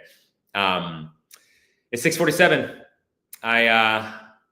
Much to my chagrin, I give you the boot. Namibia. Thank you. Love you. Thank you so much. Love you. Appreciate you, Gabe. Thank you so much. Yeah. Thanks for see you on MST. Hell yeah. We out here. We're closing in, homies. We got 3 guests left. We're in the home stretch of this Hudson Gives Marathon. Let me just quickly give Kevin Arfree another shout out, because I'm tired. I'm tired, and I've only been doing it a fraction of what that man did last year. That's crazy. We're 25 interviews in. That's a blessing. That's a really cool thing that our guests and the people in our world, that being down. Now 15 minutes doesn't sound like a lot, but it is, and you're being put on the spot, and, I'm like picking at people and asking them weird questions and being manic and whatever. And, it was I really want to thank all of the different people in our world who jumped in and were like, yeah, of course, sign me up. Like, we're not compensating them for that. Like, this was a donation of their time. Just as valuable as any of the monetary donations that we got from the 140 some odd beautiful of y'all's who donated today. Speaking of beautiful souls, Leo Layla Diaz, welcome. Hi. This person, let me prime the group quickly on just what your week has looked like. Leo just started a new job. They just started a new job like 3 days ago. This is like, right, like, they're holding like all sorts of like week 1 new full-time job, new job information, and they're like, yeah, I'll come chat. Like, that's what I'm talking about. Like, that's the level of like, loyalty and generosity that I'm talking about. Like, that would have been a very acceptable. Yo, thanks for the invite, but nah, like, I'm gonna, I'm like, just started a new thing. I don't even know what time my workday ends yet. Like, I'm drowning in new whatever, So anyway, hello. Thank you for being here. How was week 1? How has week 1 been? Congratulations. Thank you. It's been great. Everyone seems very nice. Hell Getting yeah. all the system set up. So I'm so financial based now. I'm so full-time core. Let's go. Let's go. Let's go. Let's go. I love it. Leo, I just read Gores for Girls. Leo's a playwright. In addition to being like a dope ass stage manager and theater maker and in a lot of different categories, Leo's a playwright. And I've had a couple of their plays in my inbox for like a couple of months now. And the only reason I hadn't read it yet was because every time I go to open it, I see that it's like 140 something pages. And I was like, oh no, I need to return to this when I want to read in one sitting. And sometimes you see like an 80-page script and you're like, oh, I can crush this play in the next like hour. But at like 140 something, I was like, oh no, I want to be able to do it right. So I had my moment, and I apologize that it took me so long, but I read one of the two. I'll read Poster Boys next. I read Gores for Girls. Y'all, this play is really crazy. this play is really crazy. I'm not going to give away too much, but it's like a necromancy. It's like a Jersey City seance play with like a bunch of like young heads, like early 20 somethings, I think, probably, right? Like, just like in one of their backyards. And it's like, it's grisly. And it's like, but it's also like hilarious. And it's like queer as hell and like really about some real ass shit. Like it's, you know what I mean? Like there's obviously it's like some gonzo sort of like death cult, like, sort of a hilarity, stuff. And then there's also like some really intense stuff about just like identity and trauma and survival and friendship and, whatever, like familial love and friendship love and lover love. It's dope. It's dope. I really, how the hell, like, why? Like, you know what I mean? Like, what, this young person finds a corpse in their yard and like naturally is like, oh yeah, let's like invite the homies over so we can reanimate this corpse, right? Like that's not a 911 call. Like it's like, oh, let's reanimate this corpse like together. It's a party. Like that's page one. I haven't spoiled anything. I was gonna say that this play takes a turn, but like it doesn't. Like it starts from jump. It takes a turn on page one. Leo, tell me things. What's the matter with you? Like how did you get there? Like what inspired this opus? Like it's really like wild. That play in particular, I wrote it for the incubator residency at Art House in Jersey City. The play does take place like in my mind in the backyard of my old apartment in Jersey City. I didn't resurrect any bodies there. I promise. Just where I conceptually had placed it. Yeah. I think the original idea just came from like once I posted on my Instagram story, like, give me a stupid sentence and I'll put it in a play. And this sentence did not make it into the play, but my friend texted me just like, oh shit, I forgot my shovel. And I was like, why would I have a shovel? Okay, burying a dead body. And that turned into resurrecting a dead body. Yep. And it just followed down the line. In general, I wanted to write a horror comedy. Mm-hmm. I really wanted to try out the genre. I always write comedies, but adding in horror was new for me. I really like farces and like touches of absurdism in comedies in general. And adding in, like you said, like there's some really serious shit to talk about in the play. Big time. Because I like to take things that are absurd and ridiculous and like would never actually happen while still giving like a little window into things that do happen and kind of make you realize like even when everything else is fucking absurd, that doesn't mean that this isn't happening. That's right. Yeah, I mean it takes us there. It takes us there. The horror is really frightening and the comedy is laugh out loud. Like that's a great combo. Like what it does to the guts when you're, you know what I mean? And I'm reading it on the page. Like I'm not hearing any of it. I actually remember there was I wanted to see it when it was at our house. Hannah directed, right? Yep. Yeah, hell yeah. I had something that night. I would love to hear this thing. It was I think my biggest laugh was the corpse. I forget. I'm gonna butcher the line, but like the corpse has pronouns. Yep, that's exactly it. Like that. Like like it was there was something new. Like there was, you know what I mean? Like there was something fresh in there. So thank you for your patience with, I'm sorry it took me so damn long to dig in, but man, I'm really glad that I did. It was a lot of fun. How are you balancing? I mean, I guess, you're 4 days in, so who the hell knows, right? But like, your work as an artist, in now that you're full-time core, how do you see, carving out space for yourself on the logistical, if not spiritual margins of your work life? Are you worried at all? Are you like, no, I'm an artist. I'm always make things, like I'll figure it out. Yeah, I'll always make things. I can always figure it out. Luckily, being a writer means all I have to do is have a couple hours. Damn right. If it's, until 5:30, I'm in an office. I'm office working. Yep. After 5:30, I'm writing. That's right. That's right. I can write. I pop into rehearsals for my plays that are going on around those working hours. Yeah. Yeah, when I have breaks, I have a little extra time. And, I always have like a running document on my phone. So if I get an idea and I'm in the middle of something, I can just write one sentence out real quick and revisit it later. Yeah, that's dope. That's really cool. Let's talk about MST. Let's talk about your MST life. Because you've given us so much. Like, I didn't actually, I don't want to blow up you. I don't want to tell the world how old you are. I actually don't know myself. I know that you're semi-recently out of school, but I can tell. It's okay. Okay. Yeah. But you never know. Some people are like, nah, they don't need to know my business like that.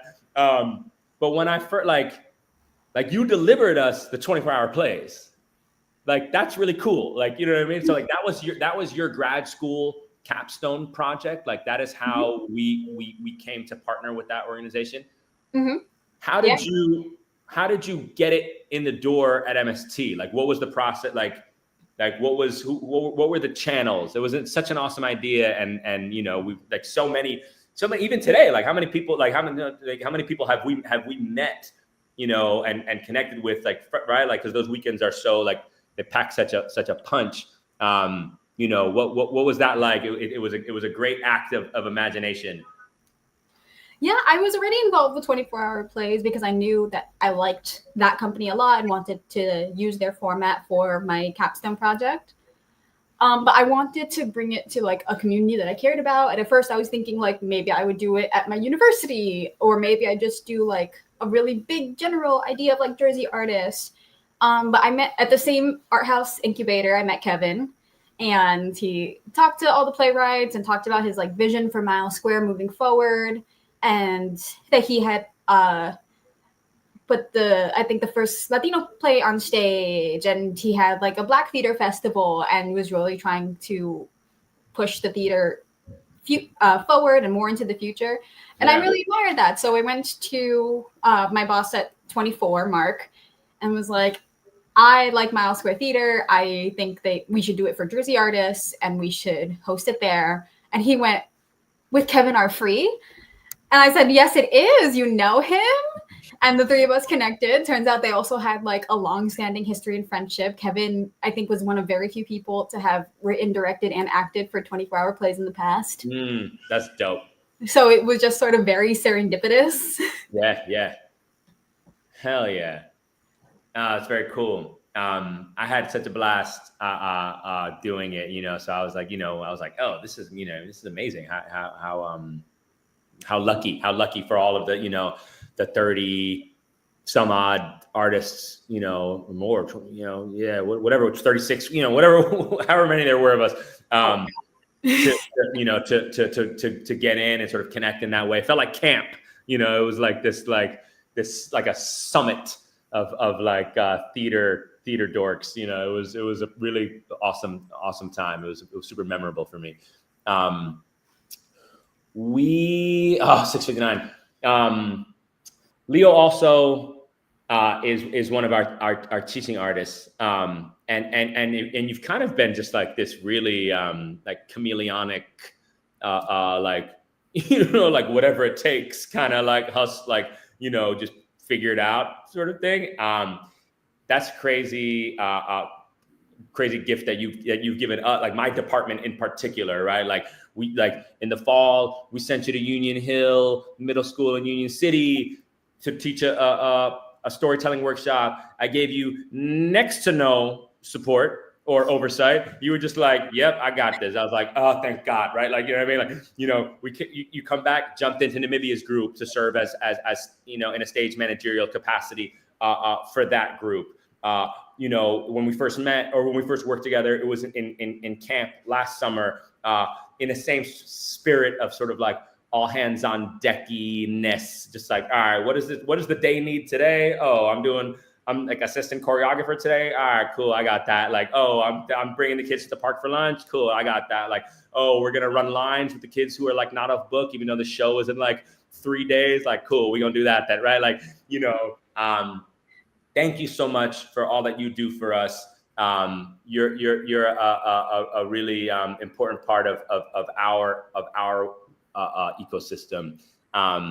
Thank you for your time today. I will see you in rehearsal on Saturday, right? For Inheritance Theater Project.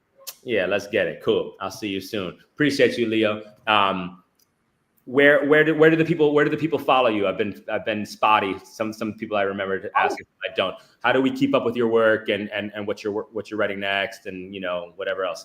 Yeah, I have Instagram and website. They're both just Leo Layla Diaz. So it's Leo Layla Diaz. Let's get it. Thanks for your time tonight. And talk soon. Have a good evening. Bye. Peace. Closing in, homie. Jeff. Hello. Can you hear me? Greetings. Good. Greetings from Port Authority. You're Puerto Rico. A long day. Oh. I'm in the Bank of America vestibule. I don't want to make anyone feel jealous. This is the end of them. Go. You're a real one. Thank you so much for jumping on. Of course. I want to read a couple of the things that I have here about you. There's some fun stuff in here. So I want to make sure I don't forget. I'm just going to look at it and read it. Our next guest is a professional speaker, author, MC, and friendly heckler. We're going to put a pin in that. I don't know what that means. Who gave you this? My kids? To help Miles Square Theater raise money. Please welcome Jeff Chrysler. Did I pronounce that correctly? Chrysler. You did, like the car. Jeff, fun fact about Jeff. Jeff is married to the board president and to Shell. So that means you're the first gentleman. You're the first gentleman of the board of trustees. Thank you very much. I like to think of myself as more of a Nepo baby of theater. But Nepo baby. That's dope. And you've performed on our stage. 1,000 times. Yeah, I'm not quite the original OG, but back when the theater was in the Monroe Center, back when we moved to Hoboken in 2010, both my wife and I, performing arts are in our blood. Mine mostly do stand-up comedy, and we tracked down Chris and Annie and the whole crew, and I had a book that came out just then called Get Rich Cheating. It was a satire, to be clear. And we put on a show there and did some comedy shows, did fundraisers, done stuff for the theater, I've done book talks. I did a dating game, which is kind of weird, like, Hoboken Girl? Like Hoboken Girl and I and two other people somehow were contestants on a dating game, even though my wife, the board chair, she wasn't board chair at the time, but anyway, she went all the way. We raised money for the theater. I hosted it the last time we were allowed to really have fun and be carefree, a debate watch party. We were heckling the debate, the last Clinton-Trump debate back in 2016 when we were all so innocent and pure, and we were making fun of this guy. Like, there's no way! I love the theater. It's in my blood. I could go on. I'm an unofficial I like to think myself as the biggest unofficial supporter of the theater. No title, but I do everything I can. I love it. Theater itself saved my life, and I hope to make this a place that changes people's lives. That's amazing. That's amazing. Well, thank you for everything that you do, everything you do for us. Tell me about your book. This is a book It's called Dollars and Cents. Is that the name of it? Yeah, I got two of them. So, I'll bore you with both. I'll try to keep it tight. The first book was called Get Rich Cheating. It was like how to cheat. It was a tongue-in-cheek Stephen Colbert meets Jim Cramer. How to be Enron and Lance Armstrong, and it was a lot of fun to write. That got me a little pop for those in the performing arts creative community. You know, little things pop and you got to ride them. That got me some TV stuff and introduced some people. One of whom this guy that is a big thinker in the field of behavioral science, psychology, decision making, and particularly on financial stuff. His name's Dan Ariely, and Long Windy Road. We wrote a book together called Dollars and Cents. And it's about the psychology of money and financial decision making, and that has sort of changed the trajectory of the trajectory of my own life and things. As well, I'm actually coming back right now. I flew down and back to Orlando in one day today to give a talk about financial decision making. Cool. And it's cool. I had a book talk at the theater. I had 4 other unfinished thoughts that popped in my head about this, but I'm not going to pretend that I'm focused. Tell me what you want to know. Yeah. No doubt. Well, listen, Jeff, we're having a little bit of trouble hearing you, so I'm gonna let you go. Hold on. I'm gonna try something. Hold on. Okay. Yeah. We're good. Now, anything? Yeah. Keep going. Yeah. I can't hear you, but you can't hear. Oh, here we go. Can you hear me? Give me a thumbs up if you can hear me. We can hear you. Can you hear me better? It's better. Okay. All right. I gotta go close when you're talking and far when I'm talking. Okay. All right. So, where'd you lose me? No. We could hear it. I just, it was like a little bit. It was just a little bit noisy, background wise or whatever. Gabe, I'm gonna pull this together in a thread for our 10 million viewers, which is this is what the theater was like. It's like you string it together, you make it work, right? The theater started in Monroe Center, started on the waterfront, right, with like the Shakespeare stuff, and you figure it out. And now we have this beautiful space, and we're going through the iterations, and we've changed from the founding leaders to the next generation, and you figure it out. And theater is something you take duct tape and you borrow someone's light bulb and someone else's like makeup kit and you make it happen because the tech stuff doesn't always work out, although we have an awesome tech team.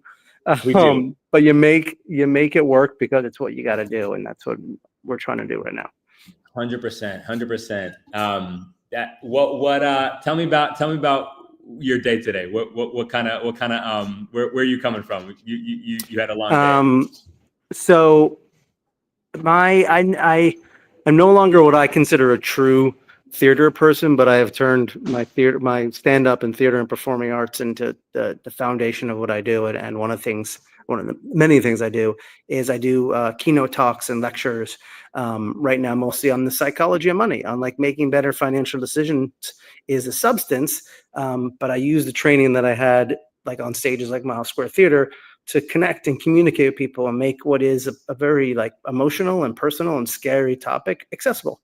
Like knowing how to connect, right? Like the stuff that's been on stage is maybe about racial tension or about education or about any number of tough topics.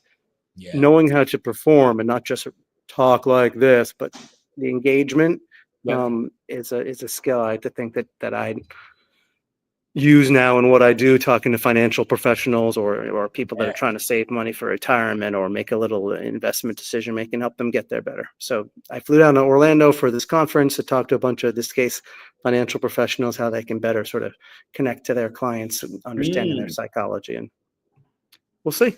That's really dope. That's cool. That's valuable.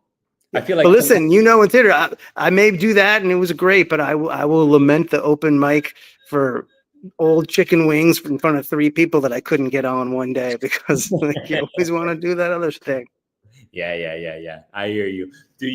Are you still like, trying to carve out some time for like, Stand up. comedy and or it's tough logistically with the, demands at the time.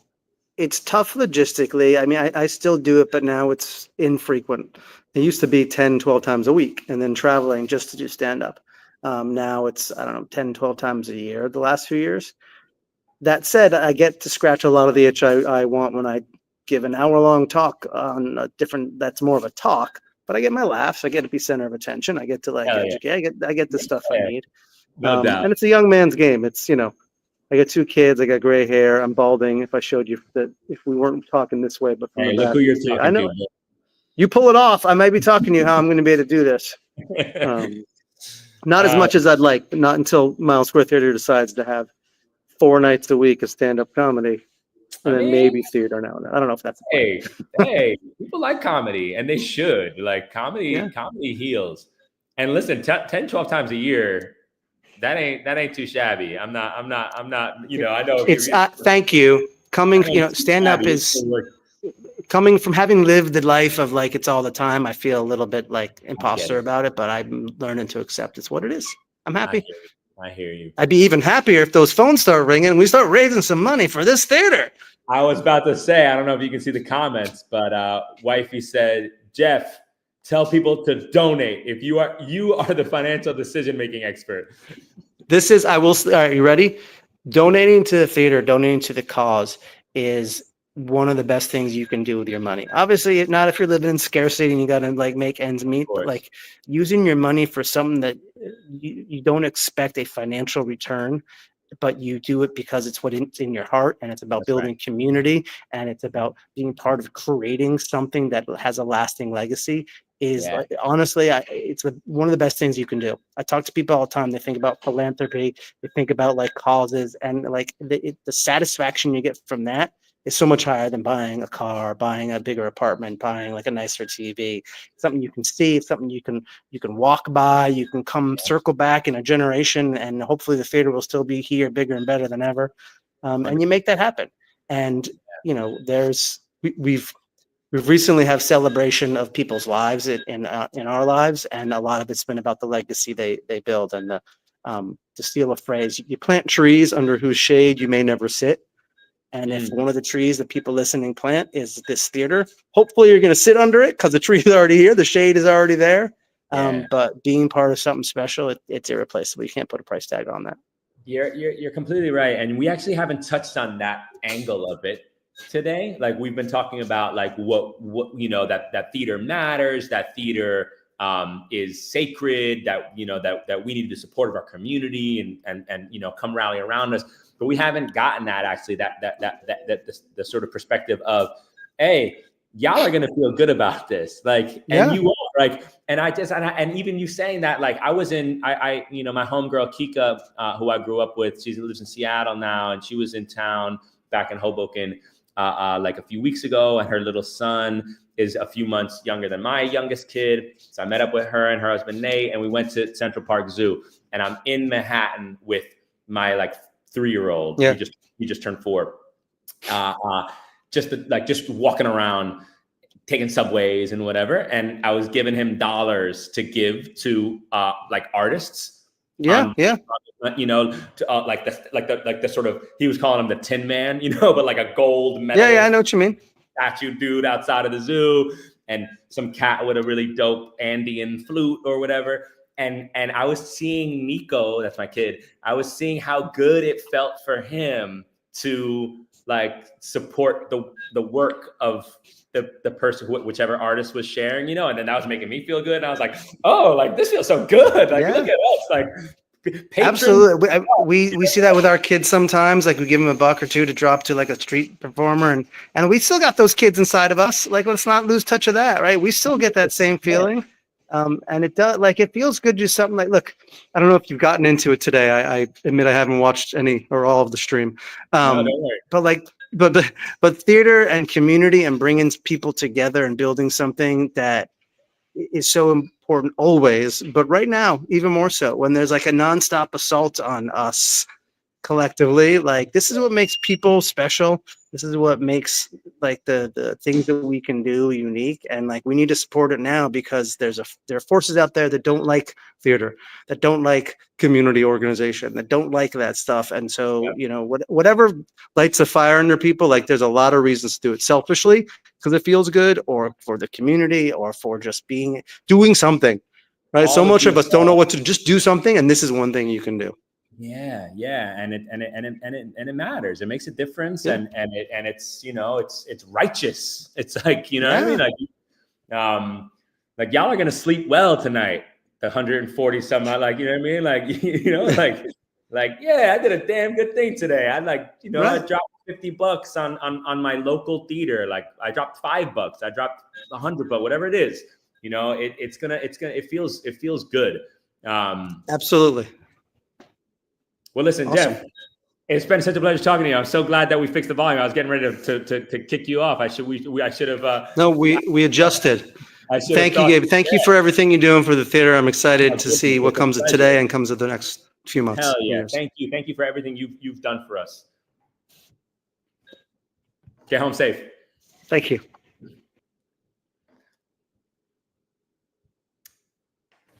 We're closing in, homies. We're closing in. 7:15 p.m. We're at the last interview of our day. Let's take a quick gander. We're sitting in fourth place, sitting pretty at 24K with a few $100 attached to that. Not too bad. I think we can get even more. Welcome back, Chris Cragen Day, our newly minted artistic director in residence. I'm going to turn it over to you and let you introduce our final guest of the night. We're so pumped for that show and for that work, and I'll let you take it. Yeah, so big announcement, everybody. One of the shows of our season this year is going to be a really fun piece called Dishwasher Dreams by Aladdin, who's with us here today. And Aladdin has been developing this show since he and I first met many years ago. But recently it's just been killing it out there. It had an amazing run at the Old Globe in California. It played in Chicago, and I think like 5 or 6 other places. It's just been going bonkers. And Aladdin wrote the show and also performs it. Aladdin also has a background in stand-up comedy. And when you come see this show, you will see that, because he is funny. And one of the reasons I picked this piece for this season is just because it is about his parents' story coming to America as immigrants, and also about growing up the child of immigrants in Spanish Harlem. And it's a beautiful American story. It's a beautiful New York City story. And I think this will be the first time it plays. Is this the first time it's going to play on the East Coast? Yeah, it's mostly been in the Midwest and on the West Coast. And that's crazy, because it's coming home. The show is coming home. It's nice to be home, because New Jersey is like so diverse. It's like every nationality is in Hoboken. Yeah, it's true. Yeah, I'm so excited to come back home. So I wrote it, when we were at the Public Theater, and I've just been nonstop on the road, and simultaneously my documentary, which premiered on PBS last year. So I've been all over the country. I've not been home. I've been, just traveling. So it's just nice to be home right when the New York Knicks are winning. So it's the perfect time. And it's really funny, because when you leave home and you come back, you remember a lot of things. And I'm so old now. I remember in the late 70s, early 80s, when I was really young, I remember there were 2 movements going on. There was punk rock in the Village, and there was hip hop in Harlem and in the Bronx. And the joke was, I was a graffiti artist. It's like, we were like, well, we're never going to be in a gallery. So, we'll just, do graffiti. And if you were a break dancer, you're never going to be in the clubs because they're too expensive. So you break dance on the street. And then if you're a rapper or MC, everyone was having parties outside. So it's funny, as our government is just slamming the door on the arts. I just found out Classical Theater Harlem lost their entire budget for Shakespeare in the Park. I feel like it's getting back to the basics, which is art for the people.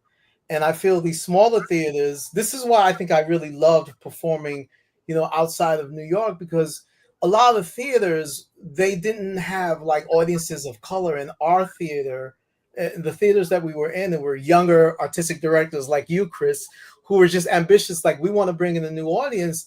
And I would be the one saying, well, let's bring in younger audiences, let's engage, let's have Q&As, and then me and my musician, we would go into the colleges and high schools and say, well, if you can't afford to come see us, we'll do some stuff, in the daytime. And this is where I think live theater, whether it's stand-up, whether it's music, it's that connection with the audience, and it's that hip-hop aesthetic that, if you're doing performance for the people will come out. And that's why it's so important to support live performance, because live performance, you're having a conversation with that audience. So you're laughing, enjoying, and feeling that vibe. And every night is different.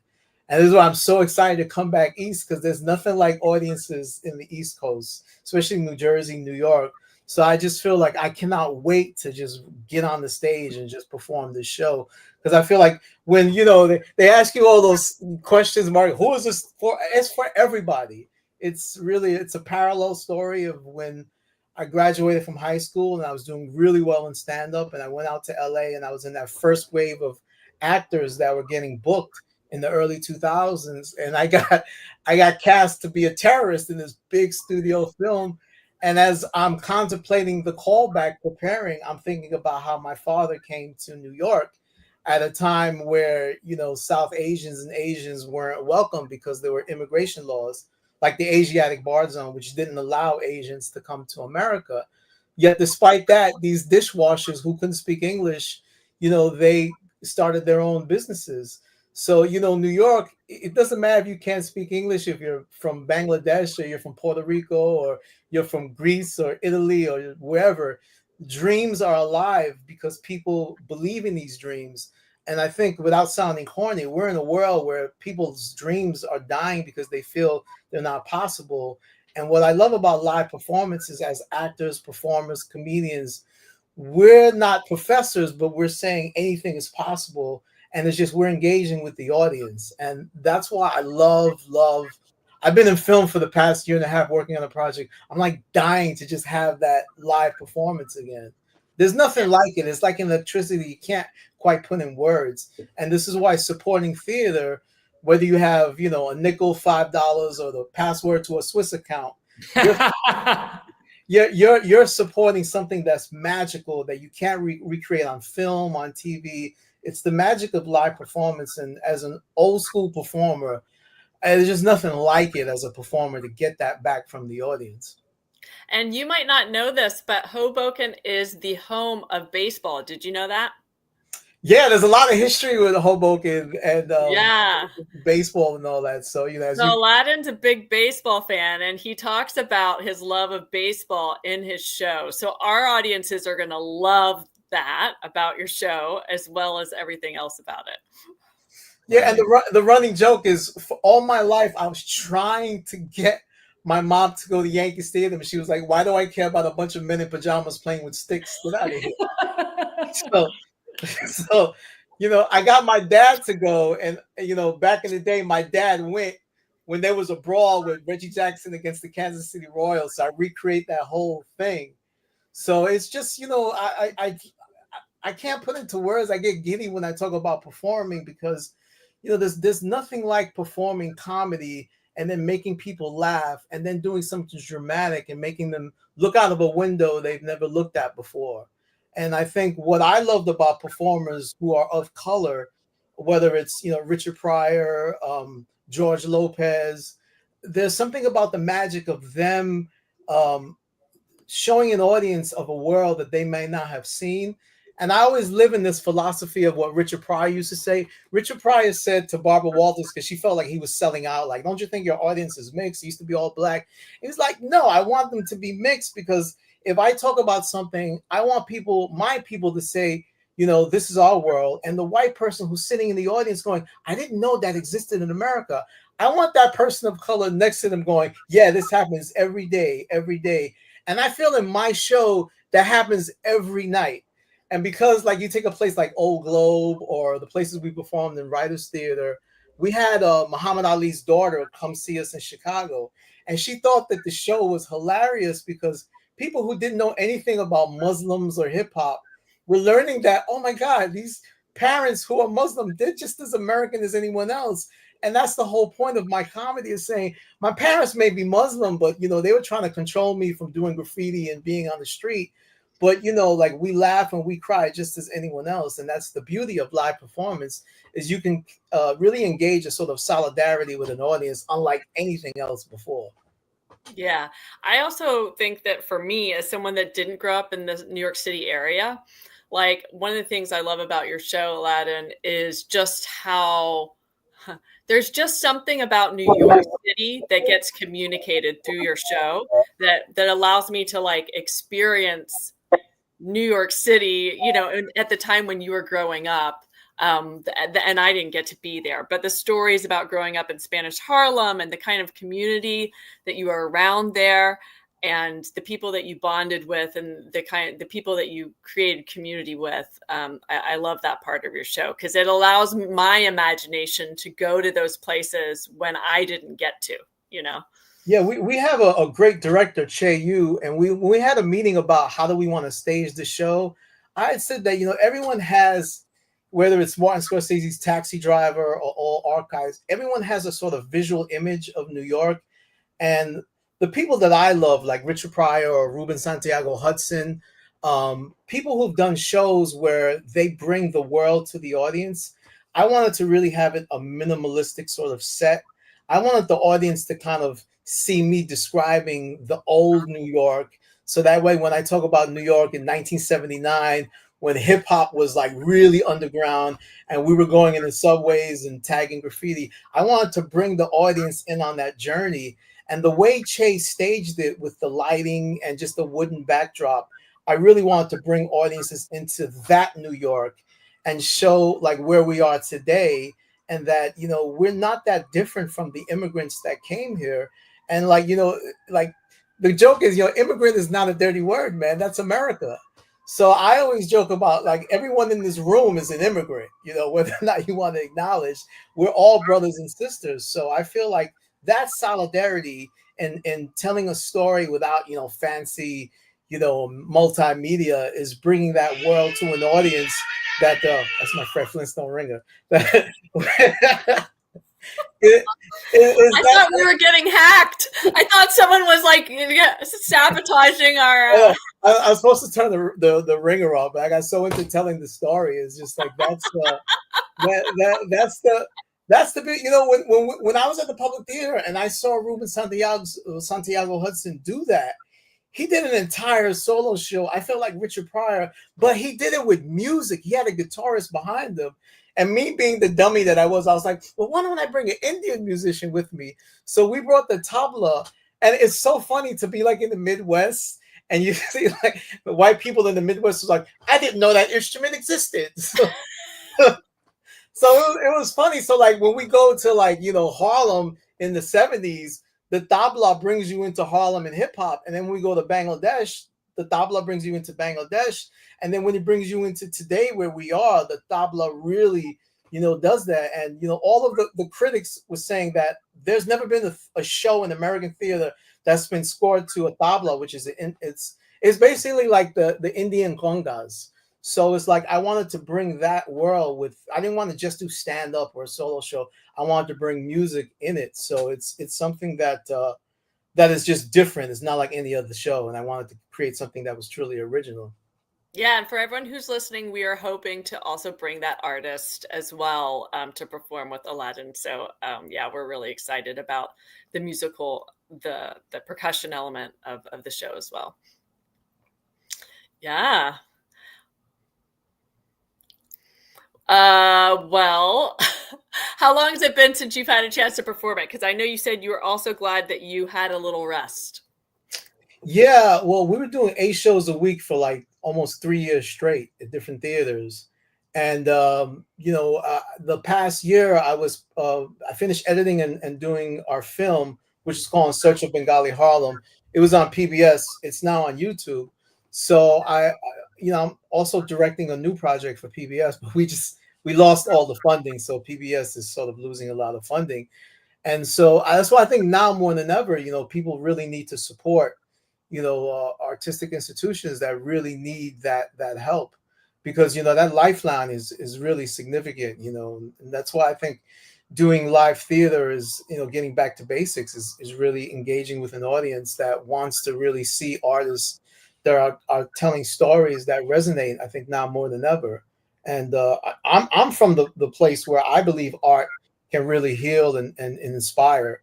Okay, art maybe may not change policy, but I think art can really engage with an audience to make them look out of a window that they've never. I opened for George Carlin. He used to always say that it's our job to make people look out of a window they haven't seen before. So I feel like that's the key. That's the key to moving forward, so we don't get caught in depression and feeling like there's no progress. Like art really can inspire. So I feel like that's the mission that I'm on. Yeah. So I really want to get back to telling stories and engaging, meeting people in the lobby that want to talk and share, and letting them know that, that they're the ones that are that have the power to make change. That is a perfect way to wrap up, Gabe. What else? Do you want to talk about the Inheritance Project, or did you already do that? No, I think we're good. Thank you so much for joining us. I can't dishwasher dreams, baby. I can't freaking wait for this show, dog. Yeah, you're gonna love it, Gabe. You're gonna love it. Salivating. You would like Gabe's show, Aladdin. He does a show called Puerto Rican. That. Oh, really? Okay. Yeah. You would like his show. We'll connect. I can't wait. I can't wait. I'm so happy that you're bringing your talents to our space, and what a find, Chris. This is I think people are gonna go cuckoo for this. I think the season is gonna be amazing. Yeah, we're excited. Hell yeah. Well, thanks for being on, both of y'all. Chris. Good night. Are we the end of your stream? This is the end, baby. This is the end. I'm gonna give them a couple of little reminders. But we all right. You're a hero, Gabe. Thanks for doing it. Thanks for hosting. My pleasure. Thank you. Thank y'all. Bye. Bye. Right. Elizabeth, you're here. I can't believe we did it. Oh my God. We did it. We're at the end, but it's not too late. The site will be available all the way through May 17th. So it's another week plus. If you need time to get things together, or you need to check to see if your company matches charitable donations, make sure you get back to the page. Or send us an email and let us know that a check is coming. We can add it to the total. You can email us at GM, stands for General Manager, GM@milesquaretheater.org. That's theater with an R-E. The Scan Me icon endures. You could grab that over the next minute or two before we sign off.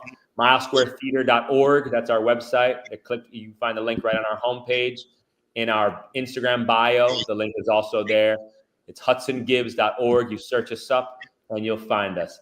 I had a blast today. Thanks so much for all of our guests. Thanks to everyone who tuned in on the multiple platforms. Thanks to everyone who donated. Obviously, y'all are stars. Elizabeth, thank you for everything you did behind the scenes and in front of the camera to keep us on the right path. Do we do one last check-in, see where we are? We can certainly do that. So we're sitting pretty in fourth place. Yeah, $24,433, 144 donors, and in fourth place. So thank you. This is close, baby. We're close. Double what we did last year, and so important. So just cannot say thank you enough. Thank you for joining us on this live stream. Thank you for caring about our shows. Thank you for putting pants on and getting to the theater in the midst of all the other things that you're doing. Thank you. If your undies have good coverage, you don't even need to put the pants on. It's true. All we care about is good coverage, right? Come on through. Yeah. Ariel has been saying that she wants an MST after dark. That we want to do like a burlesque. It has been bandied about. In which case, no pants for anyone. Fair. Just bring your ass to the space and share in the art making. True. It's a special place. It is. It's very special. And Gabe, you brought such beautiful things to these discussions and asked such questions that like got to places that I was like, oh, just delight after delight after delight. So thank you so much. Thank you. It was such a pleasure. Thanks for inviting me. It was a great opportunity to be in community with folks and just like try to preserve a legacy institution in this county. Awesome. I think that's it for us for tonight. Cool. We're going to sign off at 4th place, which is fantastic. Twice what we made last year. And we absolutely need it. And thank you so much to everyone. Thank you. Hell yeah. Appreciate y'all. All right. Good night. Have a good night, Elizabeth.